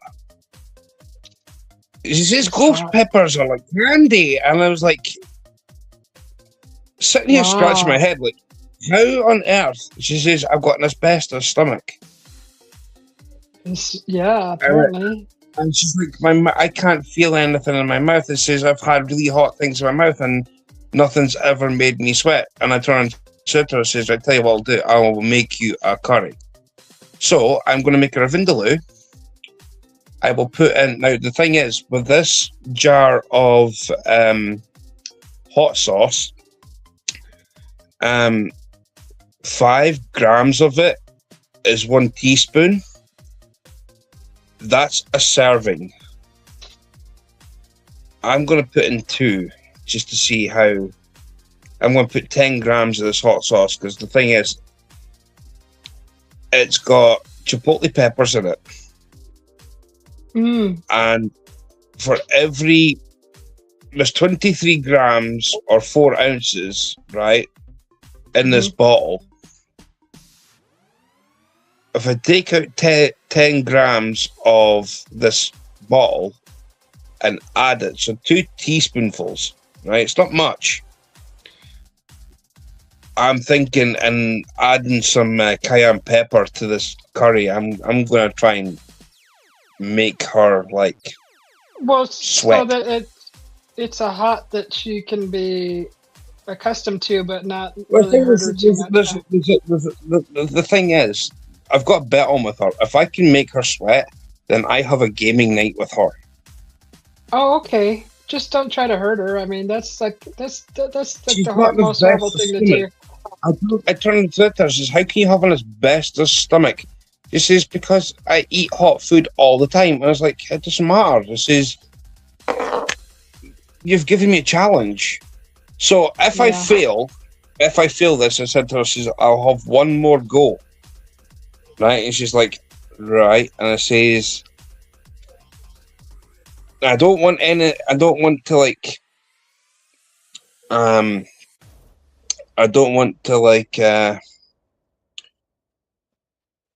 be stupid or nothing, but I'll have a look on Amazon. Well, I did.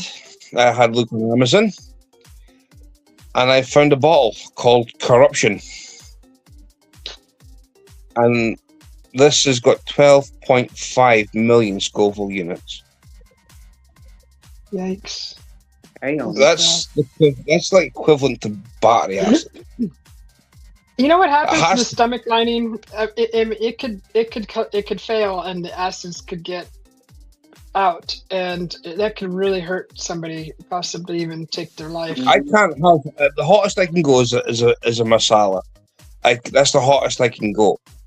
I mean, I've had jalapeno peppers, I've had habanero peppers, but they've been very, very small amounts. I don't like sit there and like, oh, I'll eat this just for the sake of eating it. You know what I mean? Yeah. I don't like gambling with health stuff like that, especially hot stuff. I don't. But I have written out a disclosure. I've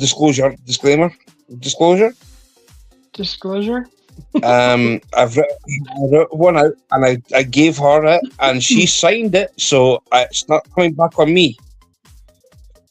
I'm covered. Well, she signed it, and she says that's fine. So, yeah, it's a backside of a phishing scam. Yeah. Did you read that, Mike? Well, yeah. If she's already accustomed to that hot, she's already built up a tolerance. I mean, but nobody knows what's going on in the stomach unless you can go inside and like peek around and say, "Is everything okay?" We don't know if her lining is slowly being eaten away. I mean, she may not even know. Who would? Who knows? I wouldn't want to be responsible for her. She's been asking all her friends to make her one, but nobody's got the guts to do it. So I just said, I'll do it then. Well, they're all gullible smart. Me. I just threw myself straight in it. So yeah. Can't you do something else like the best tasting food of the most comfort food, the best tasting comfort food? Or you know what I mean? Like I don't play with my friends' health like that. Well, if I like them. Even if I don't. She's asked one of my distant cousins. She's asked him to do it, and he's like, "Yeah, but no." And then she's asked like 3 or 4 of her friends, and like nobody's done it. So here's me. She's like, "I really want to make. I want someone to make me a hot sauce, a hot curry. I love a really hot curry." I went, "Okay, well let me make this then." So yeah, gullible me's just been thrown in the mix of. Yeah. Hi Henry, welcome in. You can't eat hot food anymore. Mike says they take and make fake reviews then in your name because you're a verified buyer in their system, right? So we've already got 2 packages like that, which are total random items. So I was like really shocked at these last one. The scope, I really like that. The dildo, that's a bit much. I know. I was like, what the heck? I couldn't stop laughing. My hubby was like, what the heck? I mean, I would say the first one would have been like a funny one from Mike. I would say the first one is like a funny one from Mike. Because it's like, well, you're always losing things or something. Like, here's something for you. If you like, you know what I mean? But the second one, even I wouldn't do that to you. That was totally random, and it was, I just couldn't stop laughing. It was so funny. But yeah, that's called that brushing scam. So these companies are just sending out people products so they can make a positive review on it. As like you said, a verified customer purchase. But see, that's what I'm saying. I don't think they can use my name. I think they're using. Oh no! Because believe me, I think they use their own name, whatever. I don't think they'll put my name on it. And if they did, then what can I do about it? What can I do? Oh no! I about it. Man, it is what it is. Roger's laughing. Well, here's I'm curious the to see thing. what they say. What was the review about? Was it a great experience? Did I have a great experience? Was was it coffee scented? Right? Was it coffee scented? But was it corn dog scented? Corn dog. You know what I mean? No, it was just your average. It was just an average everyday. It's not unopened, so I didn't go and open it and smell it. It looks like an average. But I've been in adult stores before. I've seen a lot of them. It's just an average one.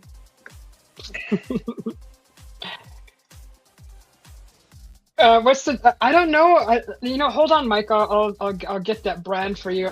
It's still in the box. It came in a black box. I don't know if it has a name. Well, black boxes usually come along with a thing called Yeah, just skip it to tell you. a rabbit. Literally, the black box says "Made in China." That's the only print on it, on the box. There's no brand. So it's not a rabbit then. So this is the box it came in, and literally that's all it says. As you can Well, see, that's good. all the way around, there's no labeling, no branding, nothing. What does it say in the right? It just says "Made in China." Yeah, that's it. There should be something in that inside to tell what it is. No, there's no paperwork inside. It's all empty. It didn't come with any paperwork, no instructions. Well, it's probably a one-time use only thing. Didn't worry. It's still. I haven't even opened it. It's still packaged, sealed, everything. So, yeah, there's no brand. No, Ted, you better not give out my What color address is it? for her to ship that thing to my house. You better It's not. pink. Hi, Henry. What color is it? Black or pink? It's like a pink color, flesh. It's a flesh color.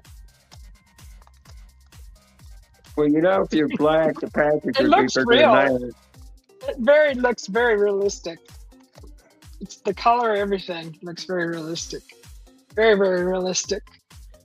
It's not Temu, Amazon. It came from Amazon, Henry. And so it's a brushing scam. It's just a random items. The second time we've got something. And I'm like, well, keep sending stuff. I don't care. I mean, maybe I can use some of this stuff. I don't know. Well, you got a free toy to use now. Yeah. I don't need it. I got my hubby, but still, it was just shocking. I couldn't stop laughing. I laughed at my husband's reaction because he's like, "What the F?" The way you look at it, also, I mean, you can spice up your husband and your own. You're both of your sex life. You know what I mean? No, I mean that's nobody's business. But you know what I mean? No, but what I'm saying is, you can help with that. I can help with that. Yeah, it's not that we're lacking in that department, but it was just funny because it was totally random, and his reaction when I pulled it out in his accent, the way he said "WTF," I lost it. I couldn't stop laughing. It was so funny. Oh my god, I lost it. I almost made a short about it, but I was like, no, I don't want to give people the wrong idea about my channel. But I know Mike loves that. He probably is going to talk about it for a while. Joybox made the little Black to Street boxes. Really? So it's from Joybox? That makes sense. It's very shiny. They put a lot of quality into the box. See all the sheen that they put on the box? But yeah, and then the other product that we got, I think, is it called a Periscope? Something scope. Probably only cost $15 to buy that damn thing. Huh. Where's the other thing? Endoscope. Sorry, it's an endoscope. Yeah, listen, actually, here's the thing. If that thing vibrates, right? Now, I'm just taking a stab in the complete dark here, right? Listen to me. If that thing vibrates, that means that's the perfect coffee stirrer, if you think about it, because then she can have one that's shaking and stirred. Yeah, it doesn't.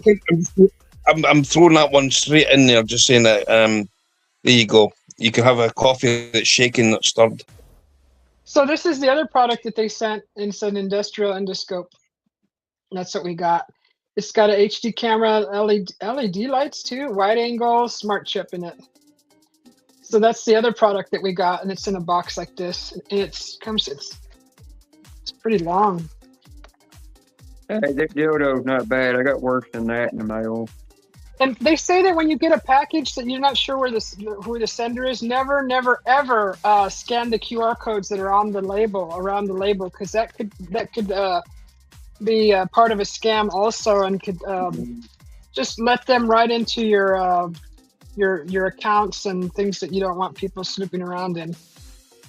So this is that thing, and it's got I don't know how many feet it is, but it's pretty long. It's kind of cool. You hook it up to the one side is a USB port, probably to your phone, and then you can see what the camera is looking at. So I think that's cool, especially if you drop your ring down at the sink or something. You could look down there. No, I'm just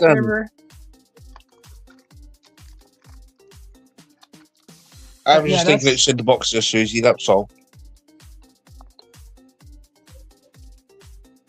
So yeah, you could have had a coffee. It could have been shaken, not stirred. Yeah, that might be a good product, and it'll probably sell. A little vibrating coffee stirrer that looks like that. Definitely in that department.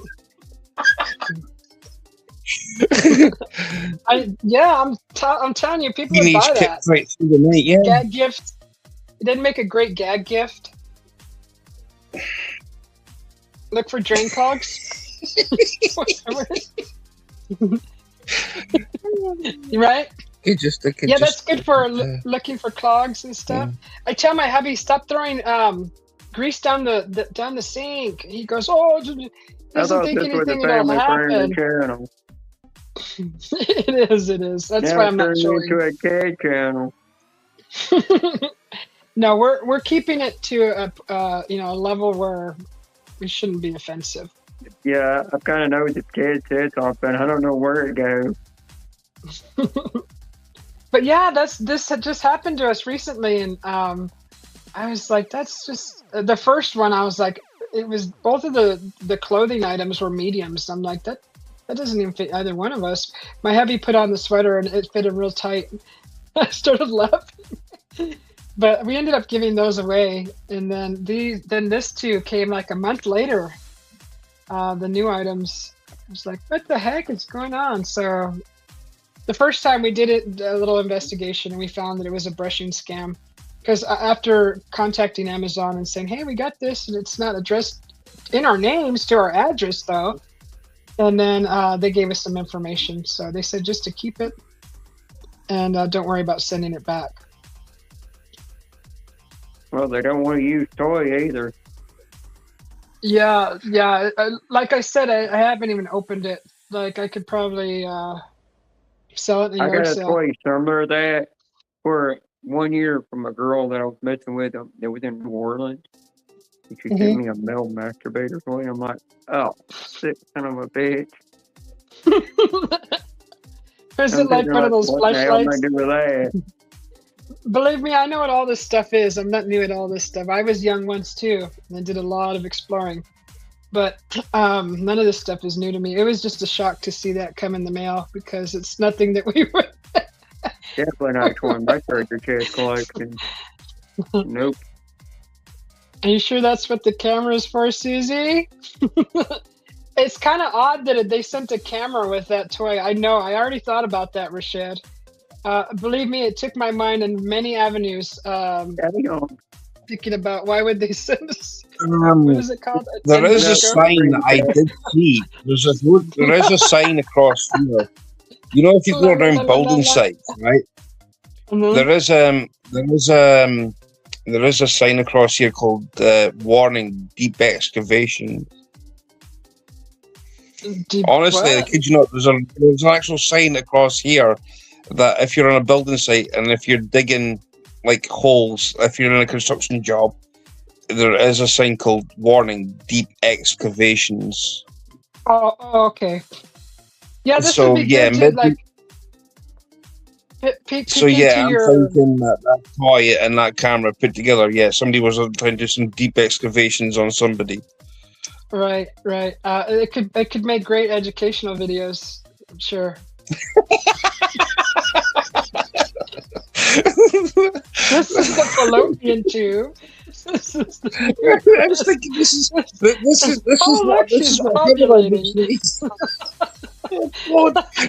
hemorrhoid looks like. Oh no! For educational purposes only. For educational purposes only, so you don't get in trouble. But yeah, you could do a lot of things with this. I keep calling it a periscope, endoscope. But yeah, that's if anybody's had that experience, let me know in the comments later on. I don't know. But if you do, this is kind of what's happening.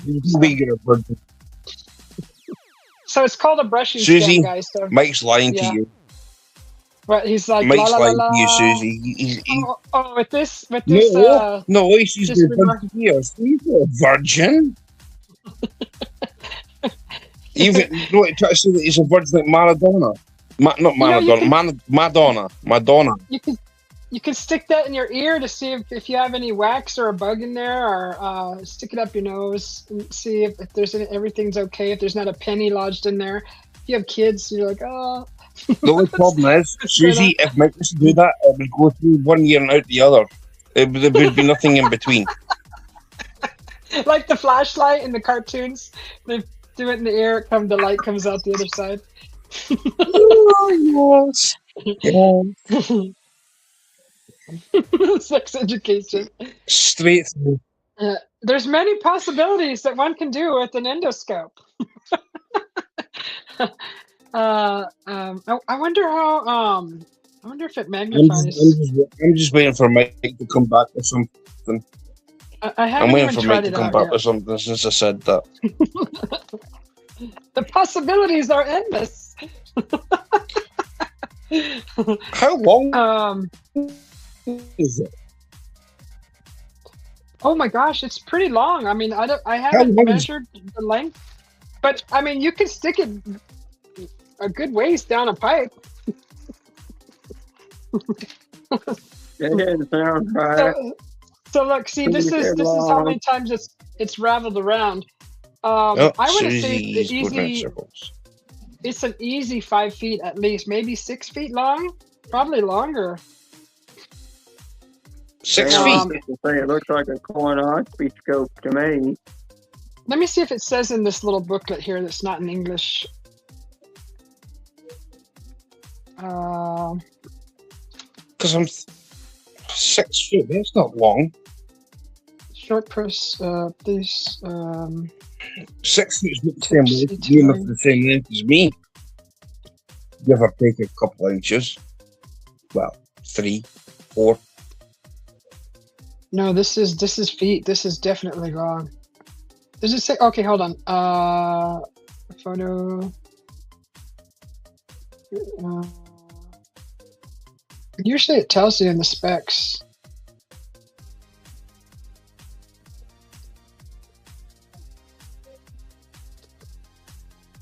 Oh yeah, I do have. I can't remember about that, Mike.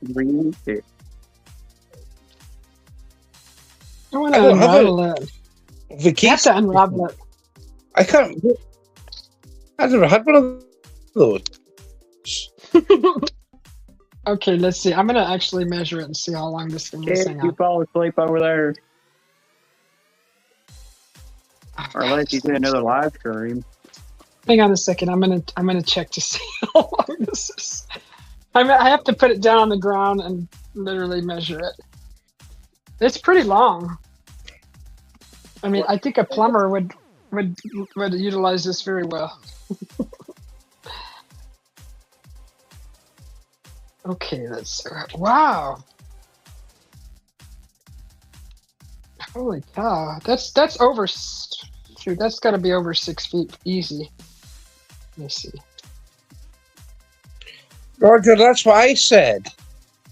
Oh my gosh, that's like all the way I already said from the wall going out the room.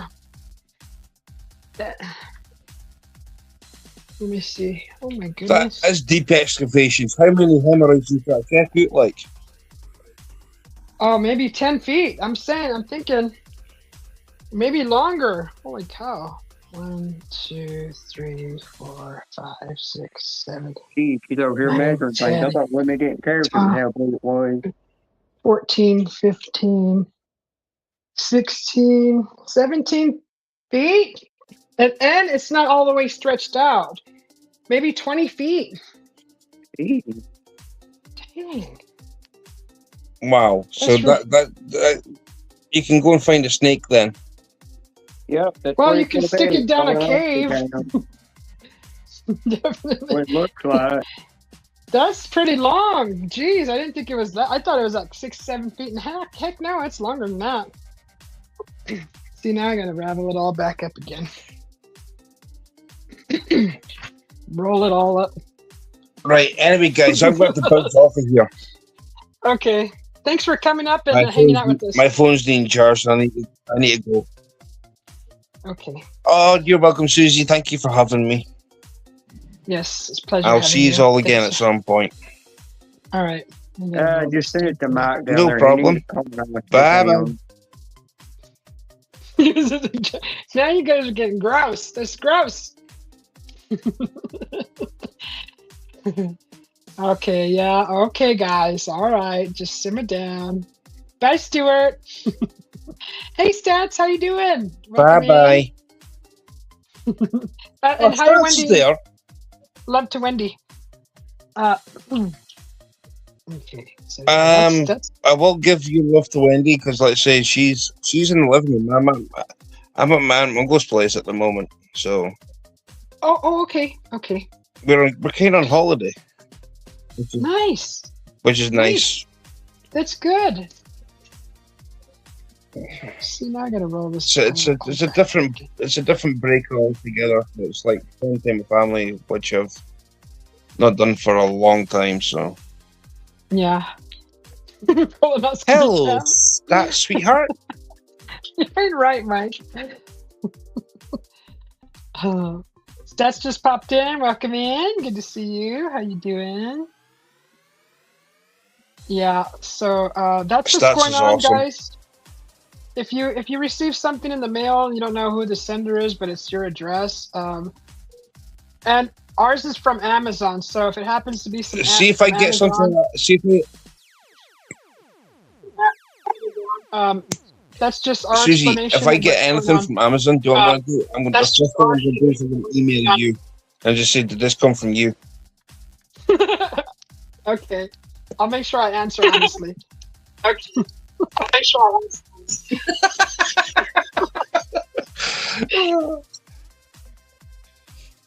Yeah, that's what I'm thinking. Thinking that one. Yeah. Not quite sure yet. Yeah. Yeah, but that's what's happening, guys. So I don't know if anybody else is experiencing packages in the mail. I've been getting Oh, you've been here a while, Stats? There's a freaking echo. Stats has been here for ages. Oh, you've been here a while, Stats? There's a freaking echo. Yeah, it's probably me. Darn you, echoes. Right, I'm going to try and see if I can get out of this. Darn you, echoes. See you after, guys.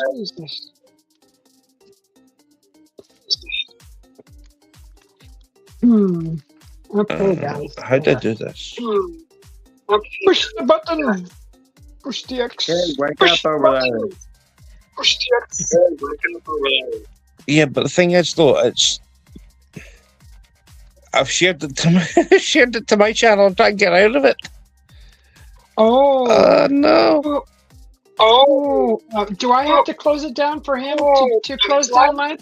Mike knows about that. No, you shouldn't have to. Wait a minute. Wait. Because if I have to close it down, I will, so you can close yours down.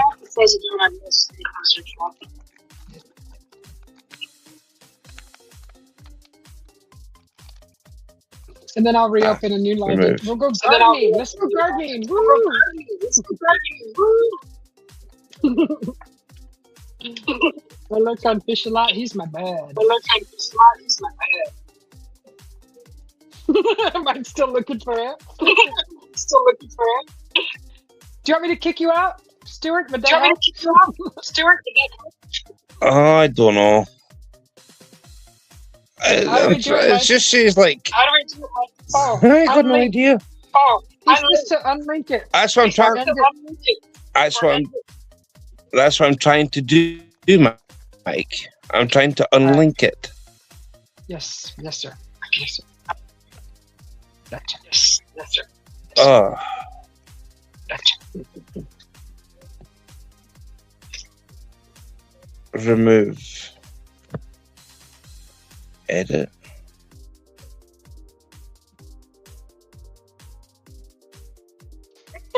No, we don't, Richard.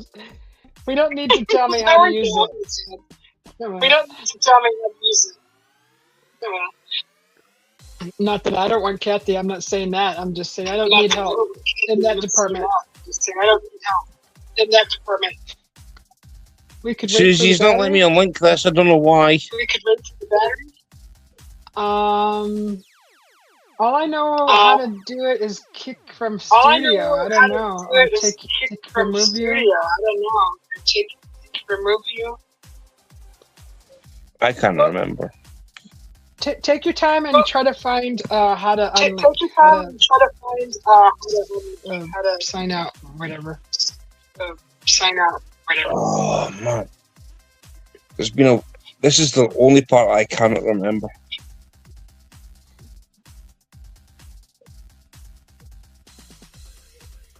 Just end it from the studio, says Mike. All right, catch you later, everybody. Bye. Bye, Stuart.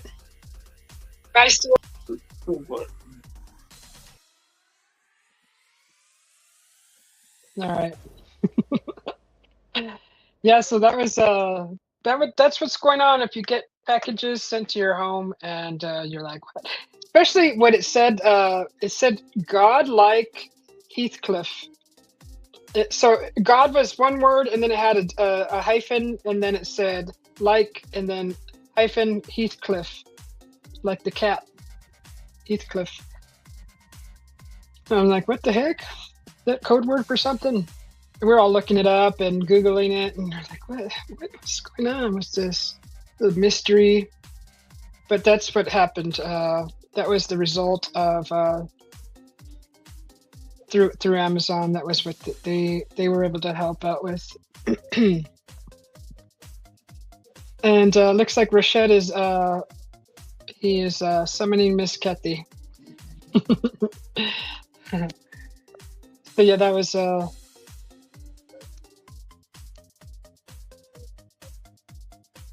was Susie's news. Latest news. I gotta wash this cat piss off of my window. That's so disgusting. God. I hate that. It is. They did, Jenna. There's a stray cat that hangs out around here, and I saw him or him, of course. Hers. The females don't spray, do they? I actually saw a female shake her tail like she was spraying, and I'm like, is that even possible? But anyways, whatever it sprayed the window twice, and I had just cleaned them. I washed the screen and the windows, and then I see 2 spray marks, and I'm like,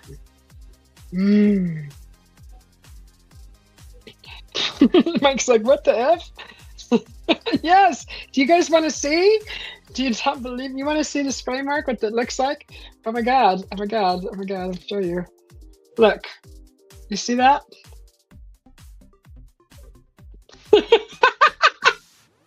Jenna's hiding. And it's twice. I'm like, you little boogers. They freaking just cleaned this beautiful window. Seriously, they just freaking They're sprayed. rubbing their ass against the window. And I saw the cat twice up here on the windowsill, and it sat up here and was looking inside. I had the curtains open, and as soon as I peeked my head up over the computer screen, it saw me and it freaked out and took off. And I'm like, "What are you doing?" I didn't realize that it was spraying the window till today. It's been the past couple of nights. So, crazy cat.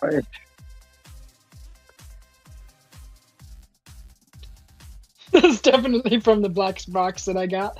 No, it's on the outside mic. I don't know how they stood on the windowsill like that to turn around and point their butt at the window. It's a narrow ledge.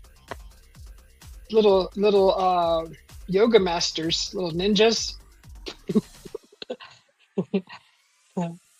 Yeah, it went from being not a sex talk all the way back to piss talk. Well, because I'm looking at it. I opened my window because this coffee made my body temperature raise a little bit. I swear I feel like I'm on Ted's channel right now. And he's so silent. I don't know what he's doing, multitasking. Mm-hmm. You got any scratchers, Teddy? Any new scratchers, winners? I saw Ruffy. Ruffy went live a few nights ago, and he's doing some scratchers too. I was on my way to bed when I saw it. Might play a loud noise to wake Ted up. Oh, Play it's the showing- moaning girl. If you play the moan girl, he will wake up. I don't know if you have that sound, do you? If I what? Have the moaning girl sound? No, I don't have that. God dang it. Mike has the version of one. It's all, oh yeah, daddy. I'm like, oh man. Here we go.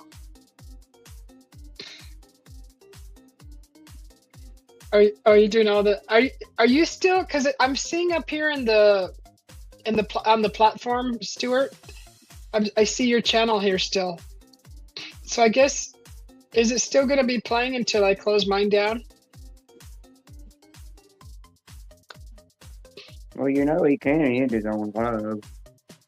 Yeah, but I still see his channel up here that's being connected to mine for the live anyways. I don't know if he's still live. I guess I can go If he's check. live, then he'll still be connected, I think. I'm not sure Yeah, about he's- that. Ted knows more about that.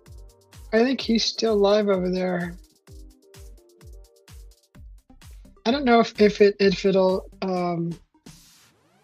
the statues all. It's funny. I'm over here and there. Yeah, you do have to get it from your YouTube studios, I think. Yeah, Mike says, Stuart, go to YouTube Studio and end it there. It's live, I told him. I've never done that off of someone else's live, so I wouldn't know. But Mike has. He's got experience with that. Well, apparently he's not listening. You tell him one thing, it goes through one ear and out the other. I'm everywhere. Well, he just put a bunch of emojis over here. Like these emojis. Well, they probably think he's in his live stream chatting.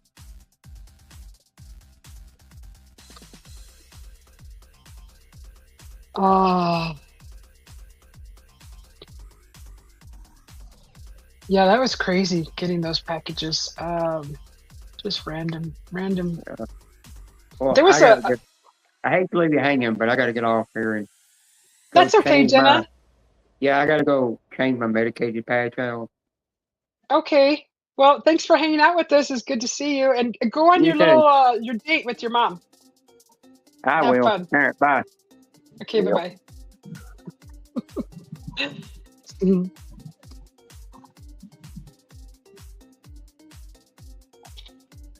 Yeah, it's just Teddy Bear. I don't even know. Yeah. He probably fell asleep. Oh, you're still there? Yeah, I did days off though for about 15 minutes.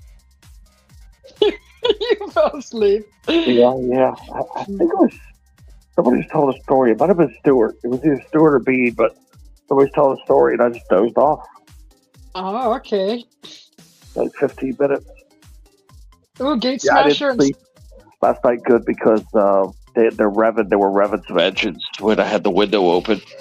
And that sound woke me up with the motorcycles.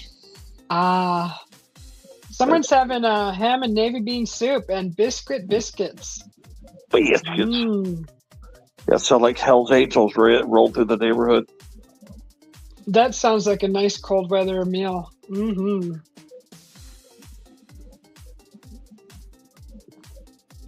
Yeah, I think I'm gonna shut her down and go get some golden hour time outside and clean that darn cat piss off my window. Our window. Oh, okay. So what happened? A cat peed on the window? Yeah, cat sprayed the window twice. Wow. Yes, gross. I just cleaned them too. So when I show outside, you get that pungent smell when you go anywhere around it. And the smell too. Yeah, that's another thing. It stinks. Yeah, if I was nearby, I'd come over there and pee on it first and pre-soak it for you. Yeah, and my cat, he's not really a fighter, but I mean, I know if he gets provoked enough, he'll defend his yard. But usually he just lets cats roam through, and once in a while he'll chase a few off. But apparently this one got through through the fort, through security. Tap that like button, guys. That off with, but I don't know till I can't remember how to get. Let me Google it because it could be persistent to get off. Let me see here. I was just gonna spray it first. Rinse it. It's glass, so it's not gonna really penetrate the glass, and it's not porous. It's a slick surface.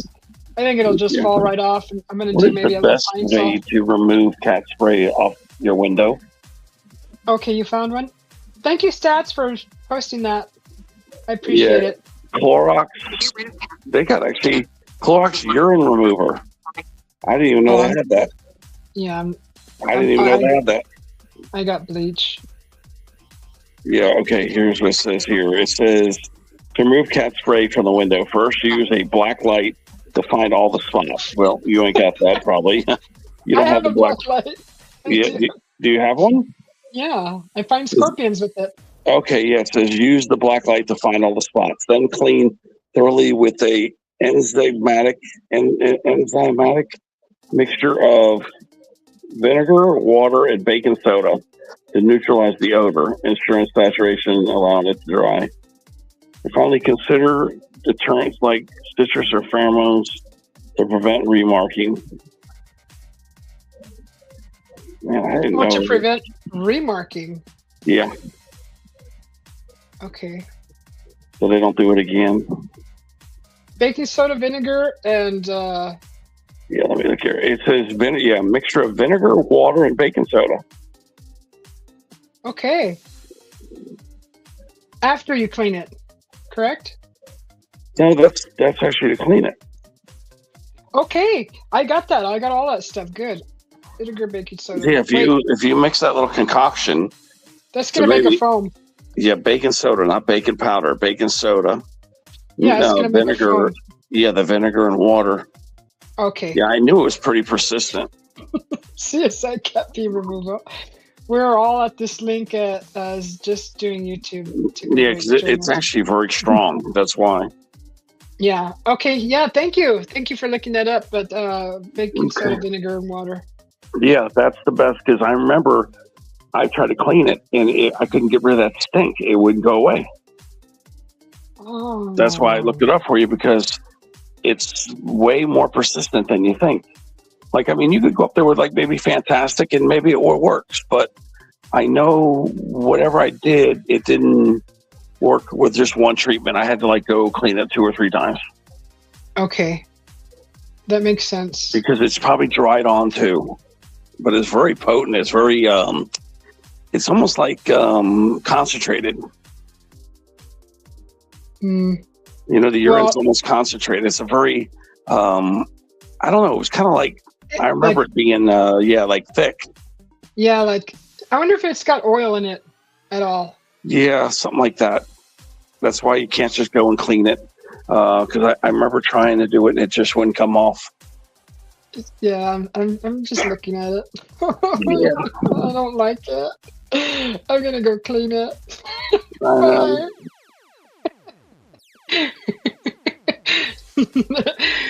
All the kiddies are giving Susie a golden shower. Yeah.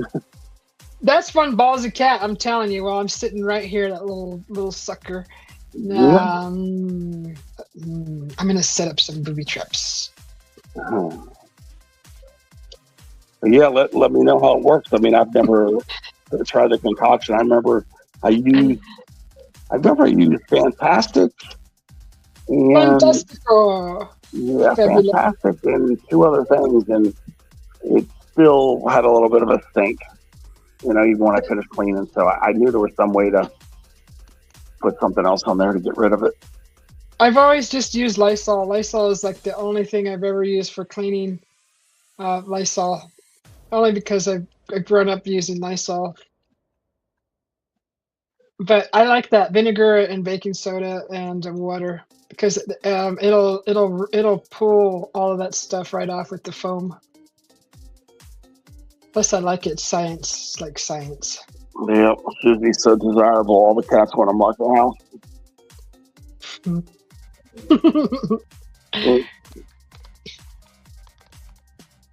Yeah, and then I would recommend paper towels too. If you have paper towels, you just throw it away. But what I would also do, what I did, is it stunk up the garbage, so I threw it away in a baggie, like a Walmart or a grocery bag. You know, I wrap that up in that to seal it up. Okay. You might want to do that because it's going to have a real pungent stink. Yeah. Yeah, I got to do that before it gets dark. The sun's racing down the horizon. If you have an outdoor garbage can, that's even better. But sometimes another thing is where I say wrap it up, because when you throw that away, another cat could smell it, and then it's going to piss on the garbage can. Well, it's going to the smells attract other cats. I think it'll dilute it enough to where I'm not going to worry about it. I'll even light some incense around the yard too. That's what I'm going to do. I'm going to go light those yard incenses. Yeah, and then what it said about the citrus. I don't know if you have extra stuff around. If you have a lime or a lemon, just to put a little bit of lime on the window. Like after you finish cleaning it, that's what it was saying on the article I just read. Put some lime or lemon or something. Like just to get another paper towel and then wipe it with lime or lemon. Okay. Or it could be grapefruit or orange too. Yeah. You got any of then wipe the window again with the citrus. Yep. I'm going to do all that. I'm going to do it. You'll be good to go. Yeah, because you want to get rid of that stink so that no other cats come and spray again. Yeah. Yeah. All right, Teddy. Thank you, Teddy Bear, Muffin Pie, Sugar Cakes, Lollipops for coming up on the panel. Okay. Yeah, have a good one, everybody. Yeah, fall asleep anyway. Yeah, go sleep well. Or go take a nap. Because that Hell's Angel guy, whatever it was 4 or 5 in the morning. I was like, oh my God. Yeah. Okay, go back to sleepy time. We'll see you later. Okay. Take care, everybody. Okay, you too. Thank you. Stuart says hello, everybody. I'm getting ready to shut her down, Stuart. So hopefully you'll be able to shut yours down too. But thank you guys for coming in and hanging out with us and at least saying hello. Push that like button. Leave a comment if you've got these weird packages in the mail and you're like, what the heck? Or what do I do? Just go back and watch this, how we dealt with it, and you'll see how to deal with it yourself. But have a great what is it, Monday today? I miss Mondays. Have a great Monday. Have a great rest of your week. Thanks for popping in. It was good to see you all. And we'll go live again soon. I need to do an emoji. Maybe later on, I'll probably go live, see if I can get some stuff done, get this window cleaned. And I'd like to start on drawing ideas for these for a new emoji for the channel. And congratulations to the 5 new members that got their memberships. And let's see if I can. No, I can't get to it. Anyways, congratulations to you guys, and we'll see you guys all soon. Thank you for popping in. We'll see you all later. Stay cool, guys. It's Tuesday over at Stuart's. All right. Happy Tuesday to you. Have a great week, Stuart. We'll see y'all later. Bye.